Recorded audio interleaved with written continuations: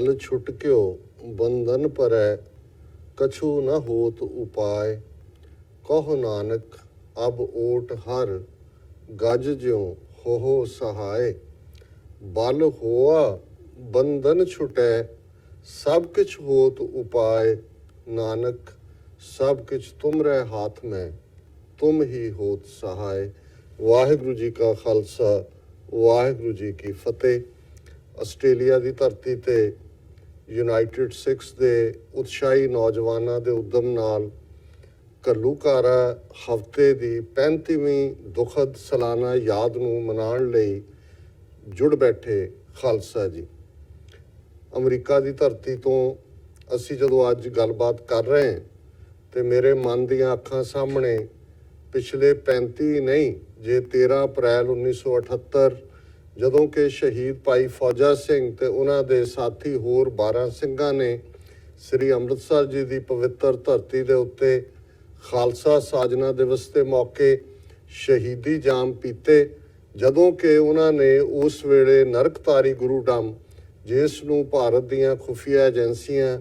ਭਾਰਤ ਦਾ media ਜਿਹੜਾ ਉਹਨਾਂ ਨੇ ਗੁਰੂ ਗ੍ਰੰਥ ਸਾਹਿਬ ਦੀ ਗੁਰਤਾ ਨੂੰ ਚੈਲੰਜ ਕਰਾਉਂਦਿਆਂ ਪੂਰੀ ਤਰ੍ਹਾਂ ਪ੍ਰਮੋਟ ਕੀਤਾ ਹੋਇਆ ਸੀ, ਉਹਨਾਂ ਨੂੰ ਚੈਲੰਜ ਕਰਦਿਆਂ ਸ਼ਹੀਦੀ ਜਾਮ ਉਹਨਾਂ ਨੇ ਪੀਤੇ ਸਨ। ਅਤੇ ਇਹ ਸਮੁੱਚੇ ਹੀ ਲਗਭਗ 40+ ਸਾਲਾਂ ਦਾ ਜਿਹੜਾ ਜਿਸ ਨੂੰ ਮੈਂ ਸਿੱਧੇ ਜਾਂ ਸਿੱਧੇ ਤੌਰ 'ਤੇ ਜਿਸ ਦੇ ਨਾਲ ਜੁੜਿਆ ਰਿਹਾ, ਇਹ ਸਾਰਾ ਸੰਘਰਸ਼ ਮੇਰੇ ਸਾਹਮਣੇ।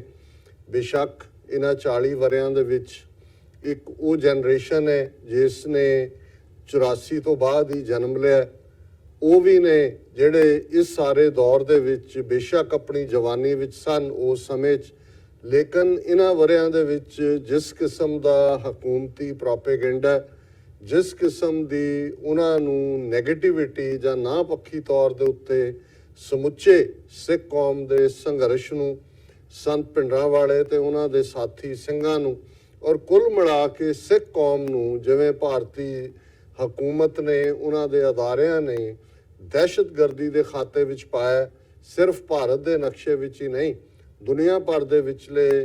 ਭਰ ਵਿਚਲੇ ਉਹਨਾਂ ਦੀਆਂ ਐਮਬੈਸੀਆਂ, ਹਾਈ ਕਮਿਸ਼ਨ, ਕੌਂਸਲੇਟ ਪਿਛਲੇ ਇਹਨਾਂ 35 ਸਾਲਾਂ ਤੋਂ ਹੀ ਲਗਭਗ ਲਗਾਤਾਰਤਾ ਦੇ ਨਾਲ ਆਪਣੇ ਇਸ ਏਜੰਡੇ ਦੇ ਉੱਤੇ ਕੰਮ ਕਰ ਰਹੇ ਨੇ। ਉਸ ਨੇ ਸਾਡੇ ਬਹੁਤ ਸਾਰੇ ਤਬਕੇ ਨੂੰ ਵੀ ਘੱਟੋ ਘੱਟ ਜਿਹੜਾ ਉਹ ਗੁੰਮਰਾਹਕੁਨ ਪ੍ਰਚਾਰ ਦੇ ਪ੍ਰਭਾਵ ਥੱਲੇ ਜ਼ਰੂਰ ਲਿਆਂਦਾ। ਇਹ ਵੱਖਰੀ ਗੱਲ ਹੈ ਕਿ ਅੱਜ ਜਦੋਂ ਅਸੀਂ ਸੋਸ਼ਲ ਮੀਡੀਆ ਦੇ ਯੁੱਗ ਵਿੱਚ ਰਹਿ ਰਹੇ ਹਾਂ, ਜਿਹੜਾ ਸੋਸ਼ਲ ਮੀਡੀਆ ਵੀ ਦੋ ਧਾਰੀ ਤਲਵਾਰ ਹੈ, ਪਰ ਇਸ ਦੇ ਨਾਲ ਘੱਟੋ ਘੱਟ ਸਾਡੀ ਨੌਜਵਾਨ ਪੀੜ੍ਹੀ ਉਹ ਜ਼ਰੂਰ ਜਾਗਰੂਕ ਹੋਈ ਹੈ। ਦੂਸਰਾ ਪੱਖ ਵੀ ਉਹਨਾਂ ਦੇ ਸਾਹਮਣੇ ਆਉਣਾ ਸ਼ੁਰੂ ਹੋਇਆ ਕਿ ਕਿਵੇਂ ਬੜੇ ਵਿਉਂਤਬੱਧ ਤਰੀਕੇ ਦੇ ਨਾਲ ਭਾਰਤੀ ਹਕੂਮਤ ਦੀਆਂ ਨੀਤੀਆਂ ਜਿਹੜੀਆਂ ਕਿ 15 ਅਗਸਤ 1947 ਤੋਂ ਇੱਕਦਮ ਬਾਅਦ ਹੀ ਸਿੱਖ ਵਿਰੋਧੀ ਸਨ, ਉਹਨਾਂ ਦੇ ਤਹਿਤ ਇੱਕ ਘਿਨਾਉਣੀ ਸਾਜ਼ਿਸ਼ ਜਿਹੜੀ ਕਿ ਲਗਾਤਾਰਤਾ ਨਾਲ, ਜਦੋਂ ਸਾਜ਼ਿਸ਼ ਦੀ ਗੱਲ ਸਿਰਫ ਜੂਨ 84 ਦੇ ਘੱਲੂਘਾਰੇ ਜਾਂ ਉਸ ਤੋਂ ਬਾਅਦ ਜੋ ਪੰਜਾਬ ਦੇ ਵਿੱਚ ਇੱਕ ਦਹਾਕਾ ਤੋਂ ਜ਼ਿਆਦਾ 50,000 ਤੋਂ ਜ਼ਿਆਦਾ ਸਿੱਖ ਨੌਜਵਾਨਾਂ ਦਾ ਅਣਪਛਾਤੀਆਂ ਲਾਸ਼ਾਂ ਬਣਾਇਆ ਜਾਣਾ, ਔਰ ਅੱਜ ਜਦੋਂ ਅਸੀਂ ਪੰਜਾਬ ਦੇ ਵਿੱਚ ਆਰਥਿਕ ਮੰਦਹਾਲੀ ਦੀ ਗੱਲ ਕਰਦੇ ਹਾਂ, ਪੰਜਾਬ ਦੇ ਕਿਸਾਨਾਂ ਦੇ ਅਬ ਜਿਹੜਾ ਉਹ ਸੁਸਾਈਡਸ ਦੀ ਗੱਲ ਕਰਦੇ ਹਾਂ, ਪੰਜਾਬ ਦੇ ਵਿੱਚ ਡਰੱਗ ਵਾਰਫੇਅਰ ਜਿਹੜੀ ਭਾਰਤੀ ਏਜੰਸੀਆਂ ਨੇ ਲਿਆਂਦੀ ਉਸ ਦੀ ਗੱਲ ਕਰਦੇ ਹਾਂ, ਜਾਂ ਪੰਜਾਬ ਦੀ ਨੌਜਵਾਨੀ ਦੇ ਵਿੱਚ ਜਿਹੜੀ ਇੱਕ ਅਨਇੰਪਲੋਇਮੈਂਟ, ਨਿਰਾਸ਼ਤਾ, ਜਿਹਦੀ ਵਜ੍ਹਾ ਕਰਕੇ ਵੱਡੀ ਗਿਣਤੀ ਦੇ ਵਿੱਚ ਲੱਖਾਂ ਦੀ ਗਿਣਤੀ 'ਚ ਸਿੱਖ ਨੌਜਵਾਨ ਜਿਹੜੇ ਨੇ ਉਹ ਬਾਹਰ ਨਿਕਲ ਰਹੇ ਨੇ। ਔਰ ਆਸਟ੍ਰੇਲੀਆ ਦੇ ਵਿੱਚ ਜਦੋਂ ਅਸੀਂ ਦੇਖਦੇ ਹਾਂ ਕਿ ਕਿੰਨੀ ਵੱਡੀ ਗਿਣਤੀ ਦੇ ਵਿੱਚ ਇੱਥੇ ਡੈਮੋਗ੍ਰਾਫਿਕ ਚੇਂਜਸ ਹੋਈਆਂ ਨੇ ਸਿੱਖ ਪਾਪੂਲੇਸ਼ਨ ਦੇ ਲਿਹਾਜ਼ ਨਾਲ, ਇਹ ਜਿੱਥੇ ਇੱਕ ਪਾਸੇ ਦੁਖਦ ਪ੍ਰਭਾਵ ਵੀ ਸਾਡੇ ਮਨ 'ਚ ਪੈਂਦਾ ਹੈ ਕਿ ਸਾਡੇ ਹੋਮਲੈਂਡ ਜਾਂ ਪੰਜਾਬ ਦੀ ਧਰਤੀ, ਜਿੱਥੇ ਕਦੇ ਜੇ ਅਸੀਂ ਮਹਾਰਾਜਾ ਰਣਜੀਤ ਸਿੰਘ ਦੇ ਪੀਰੀਅਡ ਦੀ ਗੱਲ ਕਰਦੇ ਹਾਂ, ਸਿੱਖ ਰਾਜ ਦਾ ਹਵਾਲਾ ਦਿੰਦੇ, ਅਤੇ ਇਹ ਉਹ ਸਮਾਂ ਸੀ ਜਦੋਂ ਕਿ ਬਾਹਰਲੇ ਲੋਕ 50 ਤੋਂ ਜ਼ਿਆਦਾ ਫੋਰੇਨਰਸ, ਜਿਨ੍ਹਾਂ 'ਚ ਇਟਾਲੀਅਨ, ਰਸ਼ੀਅਨ, ਅਮੈਰੀਕਨ, ਫਰੈਂਚ ਸ਼ਾਮਲ ਸਨ, ਉਹ ਸਿੱਖ ਰਾਜ ਦੇ ਵਿੱਚ ਆ ਕੇ ਆਪਣੀਆਂ ਨੌਕਰੀਆਂ ਕਰਦੇ ਸਨ। ਇੱਥੇ ਉਹਨਾਂ ਨੂੰ ਜਿਹੜਾ ਉਹ ਆਰਥਿਕ ਤੌਰ ਦੇ ਉੱਤੇ ਖੁਸ਼ਹਾਲੀ ਵਾਲਾ ਮਾਹੌਲ ਮਿਲਦਾ ਸੀ। ਇੱਕ ਦੁਖਦ ਗੱਲ ਹੈ ਕਿ ਅੱਜ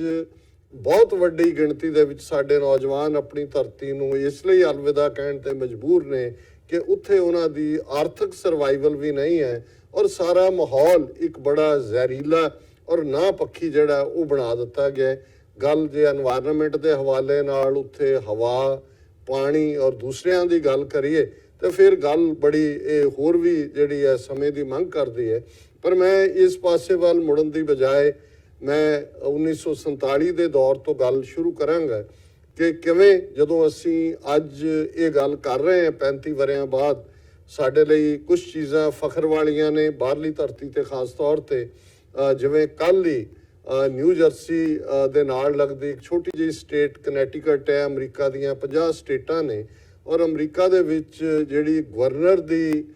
ਪੋਜੀਸ਼ਨ ਹੈ ਉਹ ਬੜੀ ਜਿਹੜੀ ਹੈ ਪਾਵਰਫੁਲ ਮੰਨੀ ਜਾਂਦੀ ਹੈ। ਇੱਥੇ ਭਾਰਤ ਵਾਂਗ ਗਵਰਨਰ ਕੋਈ ਦਿੱਲੀ ਦੀ ਸਰਕਾਰ ਜਿਹੜੀ ਆ ਉਹ ਮਨੋਨੀਤ ਨਹੀਂ ਕਰਦੀ, ਇੱਥੇ ਲੋਕ ਇਲੈਕਟ ਕਰਦੇ ਨੇ ਔਰ ਗਵਰਨਰ ਇੱਕ ਪਾਵਰਫੁਲ ਆਫਿਸ ਹੈ। ਔਰ ਕਨੈਟੀਕਟ ਦੇ ਗਵਰਨਰ ਨੇ ਕੱਲ੍ਹ ਹੀ ਇੱਕ ਜਿਹੜੀ ਪ੍ਰੋਕਲੇਮੇਸ਼ਨ ਜਾਰੀ ਕੀਤੀ ਜਿਹਦੇ 'ਚ ਜਿੱਥੇ ਉਹਨਾਂ ਨੇ ਜੂਨ 84 ਦੇ ਫੌਜੀ ਹਮਲੇ ਨੂੰ ਪੂਰੀ ਤਰ੍ਹਾਂ ਨਿੰਦਿਆ, ਇਸ ਨੂੰ ਇੱਕ ਜ਼ੁਲਮ ਦੀ ਦਾਸਤਾਨ ਬਿਆਨਿਆ, ਉੱਥੇ ਉਹਨਾਂ ਨੇ ਇਹ ਗੱਲ ਵੀ ਕਹੀ ਕਿ UN ਚਾਰਟਰ ਦੇ ਤਹਿਤ ਜਿਵੇਂ ਰਾਈਟ ਆਫ ਸੈਲਫ ਡਿਟਰਮੀਨੇਸ਼ਨ, ਸਵੈ ਨਿਰਣੇ ਦੇ ਹੱਕ ਦੀ ਗੱਲ ਉਸ ਚਾਰਟਰ 'ਚ ਕੀਤੀ ਗਈ ਹੈ, ਇਹ ਪੰਜਾਬ ਦੇ ਲੋਕਾਂ ਨੂੰ ਵੀ ਇਹ ਹੱਕ ਹੈ ਕਿ ਉਹ ਰਾਈਟ ਆਫ ਸੈਲਫ ਡਿਟਰਮੀਨੇਸ਼ਨ ਉਸ ਚਾਰਟਰ ਦੇ ਤਹਿਤ ਕਰ ਸਕਣ। ਸੋ ਮੈਂ ਇਹ ਮਹਿਸੂਸ ਕਰਦਾ ਕਿ ਇਸ ਗੱਲ ਤੱਕ ਪਹੁੰਚਣ ਤੋਂ ਪਹਿਲਾਂ ਇਹ ਸਮਝਣਾ ਜ਼ਰੂਰੀ ਹੈ ਔਰ ਖ਼ਾਸ ਤੌਰ ਤੇ ਜਦੋਂ ਮੈਂ ਆਪਣੇ ਵੀਰਾਂ ਭੈਣਾਂ ਨੂੰ ਮੁਖਾਤਬ ਹੋ ਰਿਹਾ ਤੇ ਮੇਰੇ ਸਾਹਮਣੇ ਯੰਗ ਜਨਰੇਸ਼ਨ ਹੈ ਜਿਨ੍ਹਾਂ 'ਚੋਂ ਬਹੁਤ ਸਾਰਿਆਂ ਨੇ ਸਿਰਫ ਤੇ ਸਿਰਫ ਭਾਰਤੀ ਸਾਈਡ ਜਿਹੜੀ ਪ੍ਰੋਪੇਗੈਂਡੇ ਦੀ ਹੈ ਉਸ ਨੂੰ ਦੇਖਿਆ, ਜਾਂ ਅੱਜ 21ਵੀਂ ਸਦੀ ਦੇ ਅੰਦਰ ਜਿਸ ਕਿਸਮ ਦਾ ਇੱਕ ਪ੍ਰਭਾਵ ਦੁਨੀਆ 'ਚ ਜਿੱਥੇ ਐਕਸਟ੍ਰੀਮਿਜ਼ਮ ਦਾ ਹੈ, ਜਿੱਥੇ ਕਿ ਈਵਨ ਯੂਰਪ ਦੇ ਵਿੱਚ ਜਾਂ ਅਮਰੀਕਾ 'ਚ ਵੀ ਜੇ ਦੇਖੀਏ ਕਿ ਡੋਨਲਡ ਟਰੰਪ ਦੀ ਵਿਕਟਰੀ ਔਰ ਹੁਣ ਭਾਰਤ ਦੇ ਵਿੱਚ ਵੀ ਮੋਦੀ ਦਾ ਵਾਪਸ ਥੰਪਿੰਗ ਮੈਜੋਰਿਟੀ ਦੇ ਨਾਲ ਆਉਣਾ, ਇਹਦੇ ਬਾਵਜੂਦ ਕਿ 5 ਸਾਲਾਂ ਦੇ ਵਿੱਚ ਉੱਥੇ ਨਾ ਕੋਈ ਆਰਥਿਕ ਤੌਰ ਤੇ ਤਰੱਕੀ ਹੋਈ, ਜਿਸ ਦੇ ਵਾਅਦੇ ਸਬਕਾ ਸਾਥ ਸਬਕਾ ਵਿਕਾਸ ਦੇ ਨਾਂ ਥੱਲੇ 2014 'ਚ ਕੀਤੇ ਗਏ ਸੀ ਔਰ ਉਹਨਾਂ ਦਾ ਸਰਕਾਰੀ ਆਪਣਾ ਡਾਟਾ ਜਿਹੜਾ 2 ਦਿਨ ਪਹਿਲਾਂ ਰਿਲੀਜ਼ ਹੋਇਆ ਉਸ ਦੇ ਵਿੱਚ ਉਹਨਾਂ ਨੇ ਕਿਹਾ ਵੀ ਪਿਛਲੇ 45 ਸਾਲਾਂ ਦੇ ਵਿੱਚ ਜਿੰਨੀ ਬੇਰੁਜ਼ਗਾਰੀ ਨਹੀਂ ਹੋਈ ਇੰਨੀ ਹੁਣ ਉੱਥੇ ਹੈ। ਸਲੋ ਡਾਊਨ ਜਿਹੜੀ ਆਰਥਿਕ ਨੀਤੀ ਦੀ ਗੱਲ ਹੈ, ਪਰ ਇਹਦੇ ਬਾਵਜੂਦ ਕਿਵੇਂ ਭਾਰਤ ਦੇ ਵਿੱਚ ਜਿੱਥੇ 1 ਬਿਲੀਅਨ 300 ਮਿਲੀਅਨ ਲੋਕਾਂ ਨੇ ਕਿਵੇਂ ਦੁਬਾਰਾ ਉਸ ਕਿਸਮ ਦੀ ਸੋਚ ਜਿਹੜੀ ਕਿ ਸਮਾਜ ਨੂੰ, ਸੁਸਾਇਟੀ ਨੂੰ ਟੋਟਲੀ ਪੋਲਰਾਈਜ਼ ਕਰਨ ਵਾਲੀ ਹੈ, ਜਿਸ ਦੇ ਲਈ ਧਰੁਵੀਕਰਨ ਸ਼ਬਦ ਦੀ ਪੰਜਾਬੀ ਦੇ ਵਿੱਚ ਵੀ ਹਿੰਦੀ ਵਾਲਾ ਇਸਤੇਮਾਲ ਕੀਤਾ ਜਾਂਦਾ ਹੈ, ਉਹ ਸੌਦਾ ਵਿਕ ਰਿਹਾ। ਹੁਣ ਇਹ ਦੇਖਣ ਵਾਲੀ ਗੱਲ ਹੋਏਗੀ ਕਿ ਜੂਨ 84 ਜਿਸ ਨੂੰ ਅਸੀਂ 84 ਦਾ ਘੱਲੂਘਾਰਾ ਲਫ਼ਜ਼ ਦੇ ਨਾਲ ਸੰਬੋਧਨ ਕਰਦੇ ਹਾਂ, ਕਈ ਸਾਡੇ ਵੀਰ ਭੈਣਾਂ ਅੱਜ ਵੀ ਜਿਹੜਾ ਆਪਰੇਸ਼ਨ ਬਲੂ ਸਟਾਰ ਕਹਿੰਦੇ ਨੇ, ਜਿਹੜਾ ਮੈਂ ਸਮਝਦਾ ਵੀ ਸਾਨੂੰ ਇਸ ਗੱਲ ਦਾ ਧਿਆਨ ਰੱਖਣਾ ਚਾਹੀਦਾ ਹੈ ਕਿ ਇਹ ਦੁਸ਼ਮਣ ਵੱਲੋਂ ਦਿੱਤਾ ਹੋਇਆ ਨਾਂ ਹੈ, ਇਹ ਆਰਮੀ ਇਨਵੇਜਨ ਸੀ, ਫੌਜੀ ਹਮਲਾ ਸੀ ਔਰ ਘੱਲੂਘਾਰਾ 84 ਇਹ ਲਫ਼ਜ਼ ਜਿਹੜਾ ਹੈ ਇਸ ਗੱਲ ਦੀ ਠੀਕ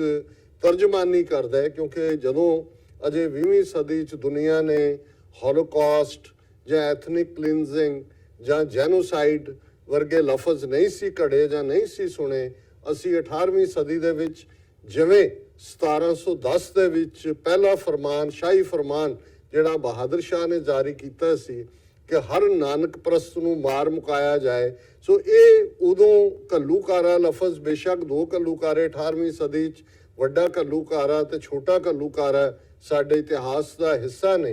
ਪਰ ਇਹ 1710 ਦੀ ਨੀਤੀ ਦੇ ਤਹਿਤ ਹੀ ਇਵੈਂਚੁਅਲੀ ਵੱਡਾ ਘੱਲੂਘਾਰਾ ਅਹਿਮਦ ਸ਼ਾਹ ਅਬਦਾਲੀ ਔਰ ਉਸ ਦੀਆਂ ਫੌਜਾਂ ਨੇ ਕੁੱਪ ਰਹੀੜੇ ਦੇ ਵਿੱਚ ਵਰਤਾਇਆ ਔਰ ਛੋਟਾ ਘੱਲੂਘਾਰਾ ਉਸ ਤੋਂ ਪਹਿਲਾਂ ਕਾਹਨੂੰਵਾਨ ਦੇ ਛੰਭ ਦੇ ਵਿੱਚ ਜਿਹੜਾ ਕਿ ਲਾਹੌਰ ਦੇ ਉਸ ਵੇਲੇ ਦੇ ਹਾਕਮ ਜ਼ਕਰੀਆ ਖਾਨ ਔਰ ਲੱਖੂ ਜੱਸੂ ਉਹਨਾਂ ਦੀਆਂ ਸਾਜ਼ਿਸ਼ਾਂ, ਜਿਸ ਦੇ ਵਿੱਚ ਦਿੱਲੀ ਤਖਤ ਤੇ ਬੈਠੇ ਮੁਗਲ ਹਾਕਮ ਵੀ ਔਰ ਬ੍ਰਾਹਮਣਵਾਦੀ ਤਾਕਤਾਂ ਵੀ ਜਿਹੜੀਆਂ ਨੇ ਉਹ ਇਕੱਠੀਆਂ ਸਨ। ਸੋ ਇਸ ਲਈ ਜੋ ਕੁਝ 20ਵੀਂ ਸਦੀ 'ਚ ਵਾਪਰਿਆ, ਅਸੀਂ ਆਲਰੇਡੀ ਘੱਲੂਘਾਰਿਆਂ ਦੇ ਦੁਖਦ ਇਤਿਹਾਸ ਦੇ ਵਾਰਸ ਵੀ ਸਾਂ ਔਰ ਸਾਡੇ ਸਾਹਮਣੇ ਉਸ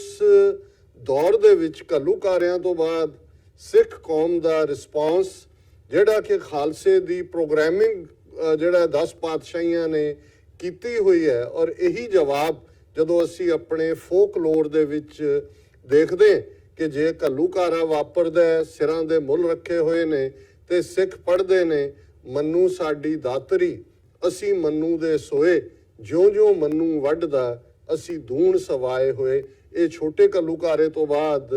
ਇਹ ਸਾਡਾ ਰਿਸਪਾਂਸ ਸੀ। ਤੇ ਵੱਡਾ ਘੱਲੂਘਾਰਾ ਜੇ ਕੁੱਪਰ ਹੀੜੇ ਦੇ ਮੈਦਾਨ 'ਚ, ਜਿਹਦੇ 'ਚ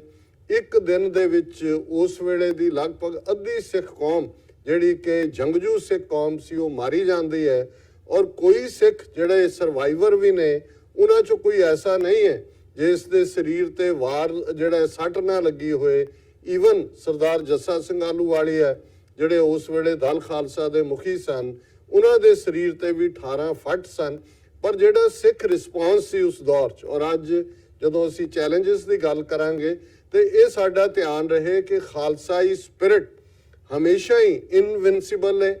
ਅਨਕੰਕਰੇਬਲ ਹੈ, ਔਰ ਇਸ ਦੇ ਵਿੱਚ ਕਦੇ ਵੀ ਢਹਿੰਦੀ ਕਲਾ ਜਾਂ ਕਮਜ਼ੋਰੀ ਜਾਂ ਦਿਲਗੀਰੀ ਜਾਂ ਉਦਾਸੀ ਜਾਂ ਨਾ ਪੱਖੀ ਗੱਲ ਨਹੀਂ ਹੈ, ਔਰ ਨਾ ਹੀ ਹੋਣੀ ਚਾਹੀਦੀ ਹੈ। ਇਹ ਵੱਖਰੀ ਗੱਲ ਹੈ, ਸੈਲਫ ਐਨਾਲਿਸਿਸ ਕਰਨਾ, ਸਿਰ ਜੋੜ ਕੇ ਬਹਿਣਾ, ਆਪਾ ਪੜਚੋਲ ਕਰਨੀ, ਇਹ ਬੜੀ ਜ਼ਰੂਰੀ ਹੈ ਤਾਂ ਕਿ ਅਸੀਂ ਦੇਖੀਏ ਕਿ ਕਿੱਥੇ ਕਿੱਥੇ ਅਸੀਂ ਕਮਜ਼ੋਰ ਸਾਂ, ਕਿਹਨਾਂ ਪਲੈਂਕਸ ਦੇ ਉੱਤੇ ਅਸੀਂ ਦੁਬਾਰਾ ਮਜ਼ਬੂਤੀ ਦੇ ਨਾਲ ਖਲੋ ਸਕਦੇ ਹਾਂ। ਪਰ ਆਪਾਂ ਨਿਖੇਧੀ ਸੈਲਫ ਕੰਡੈਮਨੇਸ਼ਨ, ਇਸ ਤੋਂ ਬਚਣ ਦੀ ਲੋੜ ਹੈ। ਔਰ ਸਾਡੀ ਅੱਜ ਬਹੁਤ ਸਾਰੀ ਉਹ ਧਾਰਮਿਕ ਲੀਡਰਸ਼ਿਪ ਹੋਏ ਜਾਂ ਦੂਸਰੇ ਲੋਕ ਵੀ, ਉਹ ਸਾਨੂੰ ਸੈਲਫ ਕੰਡੈਮਨੇਸ਼ਨ ਵੱਲ ਤੋਰ ਕੇ ਬਹੁਤ ਸਾਰੀਆਂ ਗੱਲਾਂ ਲਈ ਅਸੀਂ ਆਪਣੇ ਆਪ ਨੂੰ ਹੀ ਦੋਸ਼ੀ ਸਮਝਣ ਜਾਂ ਦੱਸਣ ਲੱਗ ਜਾਂਦੇ, ਜਿਹੜੀਆਂ ਮੈਂ ਸਮਝਦਾ ਵੀ ਗੁਲਾਮ ਰੁਚੀਆਂ ਨੇ। ਇਹਨਾਂ ਤੋਂ ਬਚਣ ਦੀ ਲੋੜ ਹੈ। ਸੋ ਵੱਡੇ ਘੱਲੂਘਾਰੇ ਤੋਂ ਇੱਕਦਮ ਬਾਅਦ ਜਦੋਂ ਅਸੀਂ ਦੇਖਦੇ ਹਾਂ ਕਿ ਉਸੇ ਸ਼ਾਮ ਜਦੋਂ ਰਹਿ ਰਾਸਤੇ ਦੀਵਾਨ ਤੱਕ ਪਹੁੰਚਦੇ ਹਾਂ, ਸੁਰੱਖਿਅਤ ਖਿੱਤੇ ਵੱਲ ਸਿੱਖ ਪਹੁੰਚ ਗਏ ਤੇ ਇੱਕ ਬਿਰਧ ਨਿਹੰਗ ਸਿੰਘ ਨੇ ਜਿਹੜਾ ਉਹ ਗੁਰੂ ਦੇ ਚਰਨਾਂ 'ਚ ਵੀ ਅਰਦਾਸ ਕੀਤੀ, ਔਰ ਉਸ ਦੇ ਉਹ ਲਫ਼ਜ਼ ਸਾਡੇ ਇਤਿਹਾਸ ਦੇ ਪੰਨਿਆਂ ਨੇ ਸਾਂਭੇ ਹੋਏ ਨੇ ਕਿ ਖਾਲਸਾ ਜੀ, ਗੁਰੂ ਨੇ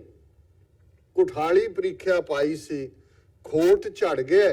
ਕੁੰਦਨ ਰਹਿ ਗਏ। ਜ਼ਾਹਰ ਹੈ ਕਿ ਜਿਹੜੇ ਜਦੋਂ ਸੋਨੇ ਦੀ ਫਾਈਨਲ ਟੈਸਟ ਹੁੰਦਾ ਉਸ ਚੋਂ ਜਿਹੜੀ ਖੋਟ ਜਾਂ ਇੰਪਿਓਰਿਟੀ ਕੱਢਣ ਦਾ ਤੇ ਉਸ ਨੂੰ ਅੱਗ ਦੇ ਵਿੱਚ ਪਾਇਆ ਜਾਂਦਾ, ਅੱਜ ਦੀ ਜ਼ਬਾਨ 'ਚ ਅਸੀਂ ਉਹਨੂੰ ਐਸਿਡ ਟੈਸਟ ਕਵਾਂਗੇ। ਸੋ ਜ਼ਾਹਰ ਹੈ ਕਿ ਸਿੱਖ ਸਰੀਰ ਨੂੰ ਖੋਟਾ ਮੰਨਦੇ ਸਨ। ਇਸ ਦਾ ਮਤਲਬ ਇਹ ਨਹੀਂ ਹੈ ਕਿ ਜੀ ਜਿਹੜੇ ਮਾੜੇ ਨੇ ਉਹ ਮਾਰੇ ਗਏ ਔਰ ਬਾਕੀ ਬਚ ਗਏ। ਮਤਲਬ ਇਹ ਸੀ ਕਿ ਸਿੱਖ ਇਹ ਸਮਝਦੇ ਸਨ ਕਿ ਇਹ ਸਰੀਰ ਖੋਟਾ ਹੈ, ਇਸ ਮਨ ਖੁਟਹਰ ਕਾ ਨਹੀਂ ਵਿਸਾਸ। ਤੇ ਜੇ ਇਹ ਗੁਰੂ ਦੇ ਲੇਖੇ ਲੱਗ ਜਾਏ, ਗੁਰੂ ਦੇ ਚਰਨਾਂ ਦੀ ਸੇਵਾ ਦੇ ਵਿੱਚ ਲੱਗ ਜਾਏ, ਸ਼ਹਾਦਤ ਦਾ ਜਾਮ ਮਿਲੇ, ਤੇ ਇਸ ਤੋਂ ਵੱਡਾ ਜਿਹੜਾ ਹੋਰ ਸਾਡੇ ਕੀ ਵੱਡੇ ਭਾਗ ਹੋ ਸਕਦੇ ਨੇ। ਸਿਧਾਂਤ ਕਾਇਮ ਰਿਹਾ, ਔਰ ਅਸੀਂ ਦੇਖਦੇ ਹਾਂ ਕਿ ਕਿਵੇਂ ਕੁਝ ਮਹੀਨਿਆਂ ਦੇ ਵਿੱਚ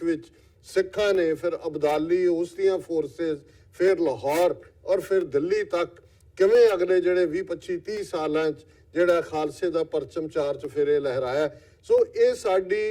ਘੱਲੂਘਾਰਿਆਂ ਦੀ ਵਿਰਾਸਤ ਰਹੀ। ਲੇਕਿਨ 20ਵੀਂ ਸਦੀ ਤੱਕ ਪਹੁੰਚਦੇ ਹਾਂ, ਜੇ ਅਸੀਂ 19ਵੀਂ ਸਦੀ ਦੇ ਉਸ ਹਿੱਸੇ ਤੋਂ ਬਾਅਦ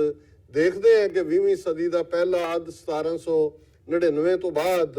ਜਿਹੜਾ 19ਵੀਂ ਸਦੀ ਦੀ ਸ਼ੁਰੂਆਤ, ਖਾਲਸਾ ਰਾਜ, ਉਸ ਦੀ ਹੋਂਦ ਔਰ ਚੜ੍ਹਦੀ ਕਲਾ ਦਾ ਪ੍ਰਤੀਕ, ਜਿਸ ਬਾਰੇ ਜਦੋਂ ਸ਼ਾਹ ਮੁਹੰਮਦ ਉਸ ਦੌਰ ਨੂੰ ਉਹ ਸਾਂਝਾ ਪੰਜਾਬੀਆਂ ਦਾ ਰਾਜ ਔਰ ਦੋਨੋਂ ਕੌਮਾਂ ਦਾ, ਹਿੰਦੂਆਂ ਤੇ ਮੁਸਲਮਾਨਾਂ ਦਾ ਸੁਖੀ ਵਸਣਾ ਔਰ ਉਸ ਦੀ ਖੁਸ਼ਹਾਲੀ ਦੀ ਗੱਲ ਕਰਦੇ, ਤੇ ਫਿਰ ਸਾਡੇ ਸਾਹਮਣੇ ਇਹ ਬੜਾ ਸਪਸ਼ਟ ਤੌਰ ਦੇ ਉੱਤੇ ਉੱਭਰਦਾ ਕਿ ਪੋਲੀਟੀਕਲ ਪਾਵਰ ਅਲਟੀਮੇਟਲੀ ਕਿੰਨਾ ਵੱਡਾ ਡਿਸਾਈਡਿੰਗ ਫੈਕਟਰ ਹੁੰਦਾ ਹੈ ਸਰਬੱਤ ਦੇ ਭਲੇ ਦੇ ਲਈ, ਔਰ ਕਿੰਨਾ ਵੱਡਾ ਡਿਸਾਈਡਿੰਗ ਫੈਕਟਰ ਹੁੰਦਾ ਹੈ ਜਦੋਂ ਅਸੀਂ ਈਵਨ ਧਰਮ ਦੀ ਚੜ੍ਹਦੀ ਕਲਾ ਅੱਜ ਵੀ ਜਦੋਂ ਇਤਿਹਾਸਕ ਗੁਰਦੁਆਰਿਆਂ ਦੇ ਨਾਲ ਕਈ ਮੁਰੱਬੇ ਜ਼ਮੀਨ ਜਿਹੜੀ ਕਿ ਸਿੱਖ ਰਾਜ ਦੇ ਵੇਲੇ ਲੱਗੀ ਹੈ, ਭਾਵੇਂ ਉਹ ਗੁਰਦੁਆਰੇ ਪਾਕਿਸਤਾਨ 'ਚ ਨੇ ਬਹੁਤ ਸਾਰੇ, ਪਰ ਉਹਨਾਂ ਦੇ ਰੈਵਨਿਊ ਰੈਕਟ ਦੇ ਵਿੱਚ ਅੱਜ ਵੀ ਉਹ ਗੁਰਦੁਆਰਿਆਂ ਦੀ ਜ਼ਮੀਨ ਬੋਲਦੀ ਹੈ। ਇਹ ਦੱਸਦਾ ਹੈ ਔਰ ਖੁਸ਼ਹਾਲੀ ਦਾ ਦੌਰ ਕਿ ਪੋਲੀਟੀਕਲ ਪਾਵਰ ਕੀ ਹੁੰਦੀ ਹੈ। 20ਵੀਂ ਸਦੀ ਨੇ ਜਿੱਥੇ ਦੋ ਸੰਸਾਰ ਜੰਗ 1914 ਤੋਂ 1919 ਔਰ 1939 ਤੋਂ 1945 ਤੱਕ ਦੇਖੇ, ਉੱਥੇ ਅਸੀਂ ਦੇਖਦੇ ਹਾਂ ਕਿ ਬੜੀ ਬੇਸ਼ੱਕ ਪਹਿਲੇ ਸੰਸਾਰ ਜੰਗ ਦੇ ਦੌਰਾਨ ਅਰਮੀਨੀਅਨ ਨਸਲਕੁਸ਼ੀ ਦੀ ਗੱਲ ਹੁੰਦੀ ਹੈ, ਜਿਸ ਨੂੰ ਟਰਕੀ ਮੌਜੂਦਾ ਅੱਜ ਤੱਕ ਵੀ ਡਿਨਾਇਲ ਮੋਡ 'ਚ ਹੁੰਦਾ ਹੈ। ਦੂਸਰੇ ਸੰਸਾਰ ਜੰਗ ਨੇ ਨਾਜ਼ੀਆਂ ਦੇ ਥੱਲੇ ਜੋ ਕੁਝ ਨਾਜ਼ੀ ਜਰਮਨੀ ਔਰ ਯੂਰਪ ਭਰ ਦੇ ਵਿੱਚ ਹੋਇਆ, ਜਿਸ ਨੂੰ ਜੂਇਸ਼ ਹੋਲੋਕਾਸਟ ਦੇ ਨਾਂ ਨਾਲ, ਬੇਸ਼ੱਕ ਉਹਦੇ 'ਚ ਮਾਰੇ ਜਾਣ ਵਾਲੇ ਜਿਪਸੀ ਵੀ ਸਨ, ਫਿਜ਼ੀਕਲੀ ਹੈਂਡੀਕੈਪਡ ਵੀ ਸਨ, ਦੂਸਰੇ ਲੋਕ ਵੀ ਸਨ, ਔਰ ਦੂਸਰੇ ਸੰਸਾਰ ਯੁੱਧ ਤੋਂ ਬਾਅਦ ਜਿਹਦੇ 'ਚ ਕਰੋੜਾਂ ਲੋਕ ਜੰਗ 'ਚ ਵੀ ਮਾਰੇ ਗਏ, ਨਾਜ਼ੀਆਂ ਔਰ ਇਟਲੀ ਦੇ ਫਾਸ਼ਿਸਟਾਂ ਦੇ ਜ਼ੁਲਮਾਂ ਦੀ ਭੇਟ ਵੀ ਚੜ੍ਹੇ, ਇੱਕ ਨਾਰਾ ਦੁਨੀਆ ਦੇ ਵਿੱਚ ਗੂੰਜਿਆ, ਨੈਵਰ ਅਗੇਨ, ਨੈਵਰ ਅਗੇਨ। ਔਰ ਯੂਨਾਈਟਿਡ ਨੇਸ਼ਨਸ ਹੋਂਦ ਵਿੱਚ ਆਈ, ਜਨੀਵਾ ਕਨਵੈਨਸ਼ਨਸ ਬਣੀਆਂ, ਜਨੀਵਾ ਪ੍ਰੋਟੋਕੋਲਸ ਬਣੇ। ਪਰ ਅਸੀਂ ਜੇ ਦੇਖੀਏ, ਜੇ ਹੁਣ ਮੈਂ ਸਿੱਖ ਫੋਕਸਡ ਗੱਲ ਕਰਾਂ, ਕਿ ਉਸ ਤੋਂ ਬਾਅਦ ਵੀ ਦੁਨੀਆ ਦੇ ਵਿੱਚ ਰਵਾਂਡਨ ਨਸਲਕੁਸ਼ੀ ਵੀ ਹੋਈ, ਬੋਸਨੀਆ ਦੇ ਵਿੱਚ ਵੀ ਜੋ ਕੁਝ ਹੋਇਆ, ਡਾਰਫਰ ਸਾਊਥ ਸੁਡਾਨ ਦੇ ਵਿੱਚ ਵੀ ਹੋਇਆ। ਔਰ ਇਸ ਦੌਰ 'ਚ 1995 ਦੇ ਵਿੱਚ ਡਾਕਟਰ ਗ੍ਰੈਗਰੀ, ਜਿਹੜੇ ਅਮਰੀਕਨ ਯੂਨੀਵਰਸਿਟੀ ਮੈਰੀਲੈਂਡ ਦੇ ਵਿੱਚ ਲਾਅ ਦੇ ਪ੍ਰੋਫੈਸਰ, ਉਹਨਾਂ ਨੇ ਸਟੇਟ ਡਿਪਾਰਟਮੈਂਟ ਦੇ ਲਈ ਕਿ ਵੀ ਜੇ ਅਸੀਂ ਜੈਨੋਸਾਈਡ ਕਹਿੰਦੇ ਹਾਂ, ਜਿਹਦੇ ਲਈ ਲਫ਼ਜ਼ ਨਸਲਕੁਸ਼ੀ ਜਾਂ ਨਸਲ ਘਾਤ ਹੈ, ਇਹ ਕੀ ਹੈ, ਇਹਨੂੰ ਕੌਣ ਕਰਦਾ ਹੈ, ਇਹਦੇ ਲਈ ਕੀ ਨੀਤੀਆਂ ਹੁੰਦੀਆਂ ਨੇ, ਇਹਨਾਂ ਨੂੰ ਕਿਵੇਂ ਲਾਗੂ ਕੀਤਾ ਜਾਂਦਾ ਹੈ। ਸੋ 8 ਸਟੇਜਸ ਜੈਨੋਸਾਈਡ ਦੀਆਂ ਜਿਹੜੀਆਂ ਡਾਕਟਰ ਗ੍ਰੈਗਰੀ ਨੇ ਦਿੱਤੀਆਂ, ਜਿਹੜੀਆਂ ਆਲਮੋਸਟ ਅੱਜ ਯੂਨਾਈਟਿਡ ਨੇਸ਼ਨਸ ਲੈਵਲ ਤੇ ਜਾਂ ਜਦੋਂ ਵੀ ਕਿਸੇ ਥਾਂ ਬਾਰੇ ਡਿਸਾਈਡ ਕੀਤਾ ਜਾਂਦਾ ਹੈ ਕਿ ਇਹ ਜੈਨੋਸਾਈਡ ਹੈ, ਇਹਨਾਂ ਨੂੰ ਅਪਲਾਈ ਕੀਤਾ ਜਾਂਦਾ ਹੈ। ਔਰ ਉਹ 8 ਸਟੇਜਸ ਨੇ। ਉਹ ਪਹਿਲੀ ਗੱਲ ਕਲਾਸੀਫਿਕੇਸ਼ਨ ਤੋਂ ਸ਼ੁਰੂ ਕਰਦੇ ਕਿ ਜਿਨ੍ਹਾਂ ਨੂੰ ਤੁਸੀਂ ਟਾਰਗੇਟ ਕਰਨਾ, ਉਹਨਾਂ ਨੂੰ ਤੁਸੀਂ ਕਲਾਸੀਫਾਈ ਕਰਦੇ ਹੋ, ਉਹਨਾਂ ਨੂੰ ਸ਼੍ਰੇਣੀਗਤ ਲਿਆਉਂਦੇ ਹੋ। ਔਰ ਮੈਂ ਯਾਦ ਦਹਾਨੀ ਕਰਵਾ ਦਿਆਂ ਕਿ 15 ਅਗਸਤ 1947 ਦੀ ਦੇਸ਼ ਵੰਡ ਤੋਂ ਬਾਅਦ, ਜਦੋਂ ਕਿ ਲਗਭਗ 40% ਸਿੱਖ ਪਨਾਹਗੀਰ ਬਣ ਕੇ, ਰਿਫਿਊਜੀ ਬਣ ਕੇ, ਆਪਣੇ ਘਰ ਘਾਟ ਗਵਾ ਕੇ, ਆਪਣੇ ਪਰਿਵਾਰਾਂ ਦੇ ਜੀ ਮਰਵਾ ਕੇ ਇਸ ਖਿੱਤੇ ਵੱਲ ਵਾਹਗਾ ਔਰ ਹੁਸੈਨੀਵਾਲਾ ਕ੍ਰਾਸ ਕਰਕੇ ਪਹੁੰਚੇ। ਤੇ ਕੁਝ ਹਫ਼ਤਿਆਂ ਦੇ ਵਿੱਚ 10 ਅਕਤੂਬਰ 1947 ਨੂੰ ਪਹਿਲਾ ਸਰਕੂਲਰ, ਜਿਹੜਾ ਕਿ ਉਸ ਵੇਲੇ ਪੰਜਾਬ ਦੇ ਗਵਰਨਰ ਚੰਦੂ ਲਾਲ ਤ੍ਰਿਵੇਦੀ, ਹੋਮ ਮਿਨਿਸਟਰ ਦਿੱਲੀ ਦੇ ਵਿੱਚ ਪਟੇਲ ਸਨ, ਨਹਿਰੂ ਪ੍ਰਧਾਨ ਮੰਤਰੀ ਸਨ, ਇਹ ਜਾਰੀ ਕੀਤਾ ਜਾਂਦਾ ਹੈ ਡਿਪਟੀ ਕਮਿਸ਼ਨਰਸ ਦੇ ਨਾਂ। ਔਰ ਸਰਦਾਰ ਕਪੂਰ ਸਿੰਘ ICS, ਜਿਹੜੇ 20ਵੀਂ ਸਦੀ ਦੇ ਮਹਾਨ ਸਿੱਖ ਸਕਾਲਰ ਵੀ ਨੇ, ਉਹ ਉਸ ਵੇਲੇ ICS DC deputy commissioner Kangra ਸਨ, ਉਹਨਾਂ ਨੇ ਉਸ ਦੇ ਉੱਤੇ ਪ੍ਰੋਟੈਸਟ ਕੀਤਾ। ਬਾਅਦ ਦੇ ਵਿੱਚ ਉਹਨਾਂ ਨੂੰ ਆਪਣੀ ਨੌਕਰੀ ਵੀ ਗਵਾਉਣੀ ਪਈ। ਔਰ ਉਹ ਸਰਕੂਲਰ ਸੀ, Sikhs are a criminal tribe and a manage to the law abiding Hindus. ਇਹ ਲੰਬਾ ਹੈ ਪਰ ਮੈਂ ਸਮਾਂ ਸੀਮਾ ਕਰਕੇ ਪੂਰਾ ਕੋਟ ਨਹੀਂ ਕਰਾਂਗਾ, ਕਿ ਸਿੱਖ ਇੱਕ ਜਰਾਇਮ ਪੇਸ਼ਾ ਕਬੀਲਾ ਨੇ ਤੇ ਕਾਨੂੰਨ ਮੰਨਣ ਵਾਲੇ ਹਿੰਦੂਆਂ ਦੇ ਲਈ ਇੱਕ ਖਤਰਾ ਨੇ। ਇਹ ਉਹ ਜਿਹੜੀ ਬਿਗਨਿੰਗ ਹੈ, ਜੋ ਕੁਝ ਅਸੀਂ 37 ਸਾਲ ਬਾਅਦ ਜਿਹੜਾ ਦੇਖਦੇ ਹਾਂ, ਜੂਨ 84 ਦੇ ਪਹਿਲੇ ਹਫ਼ਤੇ 47 ਤੋਂ ਬਾਅਦ ਇਸ ਦੀ ਬਿਗਨਿੰਗ ਹੋ ਜਾਂਦੀ ਹੈ, ਕਲਾਸੀਫਾਈ ਕਰ ਦਿੱਤਾ ਜਾਂਦਾ ਹੈ। ਔਰ ਦੂਸਰਾ ਸਟੈਪ ਸਿੰਬੋਲਾਈਜੇਸ਼ਨ। ਹੁਣ ਅਸੀਂ ਜਦੋਂ ਸਿੰਬੋਲਾਈਜੇਸ਼ਨ ਦੀ ਗੱਲ ਕਰਦੇ ਹਾਂ, ਦਰਜਨਾਂ ਉਦਾਹਰਨਾਂ ਇਸ ਦੌਰ ਦੇ ਵਿੱਚ ਦਿੱਤੀਆਂ ਜਾ ਸਕਦੀਆਂ ਨੇ ਕਿ ਕਿਵੇਂ ਸਿੱਖ ਉਹ ਫੌਜ ਦੇ ਵਿੱਚ ਹੋਣ, ਉਹਨਾਂ ਨੂੰ ਜਨਰਲ ਤੱਕ ਨਾ ਪਹੁੰਚਣ ਦੇਣਾ, ਸਿਵਿਲੀਅਨ ਸਰਵਿਸਿਜ਼ ਦੇ ਵਿੱਚ ਹਰਾਸਮੈਂਟ, ਕਿਵੇਂ ਸਰ ਕਪੂਰ ਸਿੰਘ ਹੋਰਾਂ ਨੇ ਸਾਚੀ ਸਾਖੀ 'ਚ ਵੇਰਵੇ ਦਿੱਤੇ ਨੇ ਕਿ ਈਵਨ ਧਾਰਮਿਕ ਨਗਰ ਕੀਰਤਨਾਂ ਦੇ ਵੇਲੇ ਕਿਵੇਂ ਕੋਈ ਗੋਆ ਅਪਰਾਧ ਦੇ ਵਿੱਚ ਲੈ ਕੇ ਤੁਰ ਰਿਹਾ, ਸਿੱਖ ਦਾ ਭੇਖ ਬਣਾਇਆ ਹੋਇਆ ਕਿ ਆਹ ਲੋ ਕੜਾਹ ਪ੍ਰਸ਼ਾਦ ਦੇ ਮੁਕੇਰੀਆਂ ਦੇ ਨੇੜੇ ਦੁਸਹਿਰੇ ਦੀ ਝਾਂਕੀ ਦੇ ਵੇਲੇ, ਇਸ ਕਿਸਮ ਦਾ। ਸੋ ਇਹ ਲਗਾਤਾਰਤਾ ਦੇ ਨਾਲ ਸਿੰਬੋਲਾਈਜੇਸ਼ਨ ਔਰ ਕਲਾਸੀਫਿਕੇਸ਼ਨ ਦੇ ਉੱਤੇ ਅਮਲ ਕਰਦੇ ਆ। ਥਰਡ ਪਾਰਟ ਜਿਹੜਾ ਡਾਕਟਰ ਗ੍ਰੈਗਰੀ ਨੇ ਕਿਹਾ, ਡੀਹਿਊਮਨਾਈਜੇਸ਼ਨ। ਹੁਣ ਡੀਹਿਊਮਨਾਈਜੇਸ਼ਨ ਇਹ ਹੈ ਵੀ ਤੁਸੀਂ ਜੇ ਸਿੱਖ ਚੁਟਕਲੇ, ਸਿੱਖ ਜੋਕਸ ਦੀ ਗੱਲ ਦੇਖੋ, ਬਾਲੀਵੁੱਡ ਦੀ ਫਿਲਮ ਇੰਡਸਟਰੀ ਵੱਲ ਦੇਖੋ, ਸਕੂਲਾਂ ਦੇ ਟੈਕਸਟ ਬੁੱਕਸ ਦੇ ਵਿੱਚ ਦੇਖੋ, ਕਿਵੇਂ ਸਿੱਖਾਂ ਨੂੰ ਇਸ ਕਿਸਮ ਦੇ ਨਾਲ ਪ੍ਰੈਜ਼ੈਂਟ ਕੀਤਾ ਗਿਆ ਜਿਵੇਂ ਅਕਲ ਤੋਂ ਸੱਖਣੇ ਨੇ, ਇਹਨਾਂ ਨੂੰ ਕੋਈ ਪਤਾ ਨਹੀਂ ਆਲਾ ਦੁਆਲਾ ਕੀ ਹੈ। ਔਰ ਉਸ ਜ਼ਮਾਨੇ ਦੇ ਵਿੱਚ ਹੀ ਅਕਸਰ ਅਸੀਂ ਕਾਲਜਾਂ, ਯੂਨੀਵਰਸਿਟੀਆਂ, ਸਕੂਲਾਂ ਦੇ ਵਿੱਚ ਇਹ ਸੁਣਦੇ ਸਾਂ ਕਿ ਜੀ ਸਿੱਖਾਂ ਦਾ ਇੱਕੋ ਇੱਕ ਕਲਚਰ ਹੈ ਤੇ ਉਹ ਹੈ ਐਗਰੀਕਲਚਰ। ਸੋ ਇਹ 5-6 ਹਜ਼ਾਰ ਸਾਲ ਦੀ ਉਹ ਸਿਵਲਾਈਜੇਸ਼ਨ ਹੀ ਨਹੀਂ, 550 ਸਾਲ ਦੇ ਸਾਡੇ ਪ੍ਰਾਊਡ ਇਤਿਹਾਸ ਨੂੰ ਨੈਗੇਟ ਕਰਨਾ ਸੀ। ਔਰ ਉਸ ਦੀ ਉਦਾਹਰਣ ਅਸੀਂ ਫਿਰ ਦੇਖਦੇ ਹਾਂ ਕਿ ਕਿਵੇਂ ਇੱਕਦਮ ਬਾਅਦ 1951 'ਚ ਪਹਿਲੀ ਮਰਦਮਸ਼ੁਮਾਰੀ ਹੁੰਦੀ ਹੈ ਤੇ ਪੰਜਾਬੀ ਜ਼ਬਾਨ ਤੋਂ ਸਾਡੇ ਪੰਜਾਬ ਦੇ ਹਿੰਦੂ ਵੀਰ ਭੈਣਾਂ ਮੁਨਕਰ ਹੋ ਜਾਂਦੇ ਨੇ। 1961 'ਚ ਵੀ ਇਹੀ ਹਾਲ ਰਹਿੰਦਾ ਹੈ। ਔਰ ਕਿਵੇਂ ਸੁਸਾਇਟੀ ਦੀ ਵੰਡ ਜਿਹੜੀ ਹੈ ਉਹ ਬਿਲਕੁਲ ਇਸ ਲਾਈਨ ਦੇ ਉੱਤੇ ਸਿੱਖ ਜਿਹੜੇ ਨੇ ਆਲਮੋਸਟ ਉਸ ਖਿੱਤੇ ਦੇ ਵਿੱਚ ਅਨਵੈਲਕਮ ਬਣਾ ਦਿੱਤੇ ਜਾਂਦੇ ਨੇ। ਸੋ ਇਹ ਡੀਹਿਊਮਨਾਈਜੇਸ਼ਨ ਜਿਹੜੀ ਹੈ। ਔਰ ਇਸ ਤੋਂ ਬਾਅਦ ਚੌਥਾ ਸਟੈਪ ਡਾਕਟਰ ਗ੍ਰੈਗਰੀ ਆਰਗੇਨਾਈਜੇਸ਼ਨ, ਕਿ ਜਿਨ੍ਹਾਂ ਨੇ ਇੰਪਲੀਮੈਂਟ ਕਰਨਾ। ਇਸ ਮਾਮਲੇ ਦੇ ਵਿੱਚ ਤਾਂ ਇੰਡੀਅਨ ਸਟੇਟ ਸਿੱਧੇ ਤੌਰ ਤੇ ਹੈ, ਪਰ ਅੱਜ ਜਿਵੇਂ ਭਾਰਤ ਦੇ ਵਿੱਚ ਮੋਦੀ ਔਰ ਉਸ RSS ਜਿਹੜਾ ਦੁਬਾਰਾ ਪਾਵਰ ਦੇ ਵਿੱਚ ਆਇਆ, ਆਰਗੇਨਾਈਜੇਸ਼ਨ ਵੱਲ ਦੇਖਣਾ ਪਏਗਾ ਕਿ ਕਿਵੇਂ 1920ਵਿਆਂ ਦੇ ਵਿੱਚ RSS ਜਿਹੜੀ ਕਿ ਹਿੰਦੁਸਤਾਨ ਦੇ ਉਸ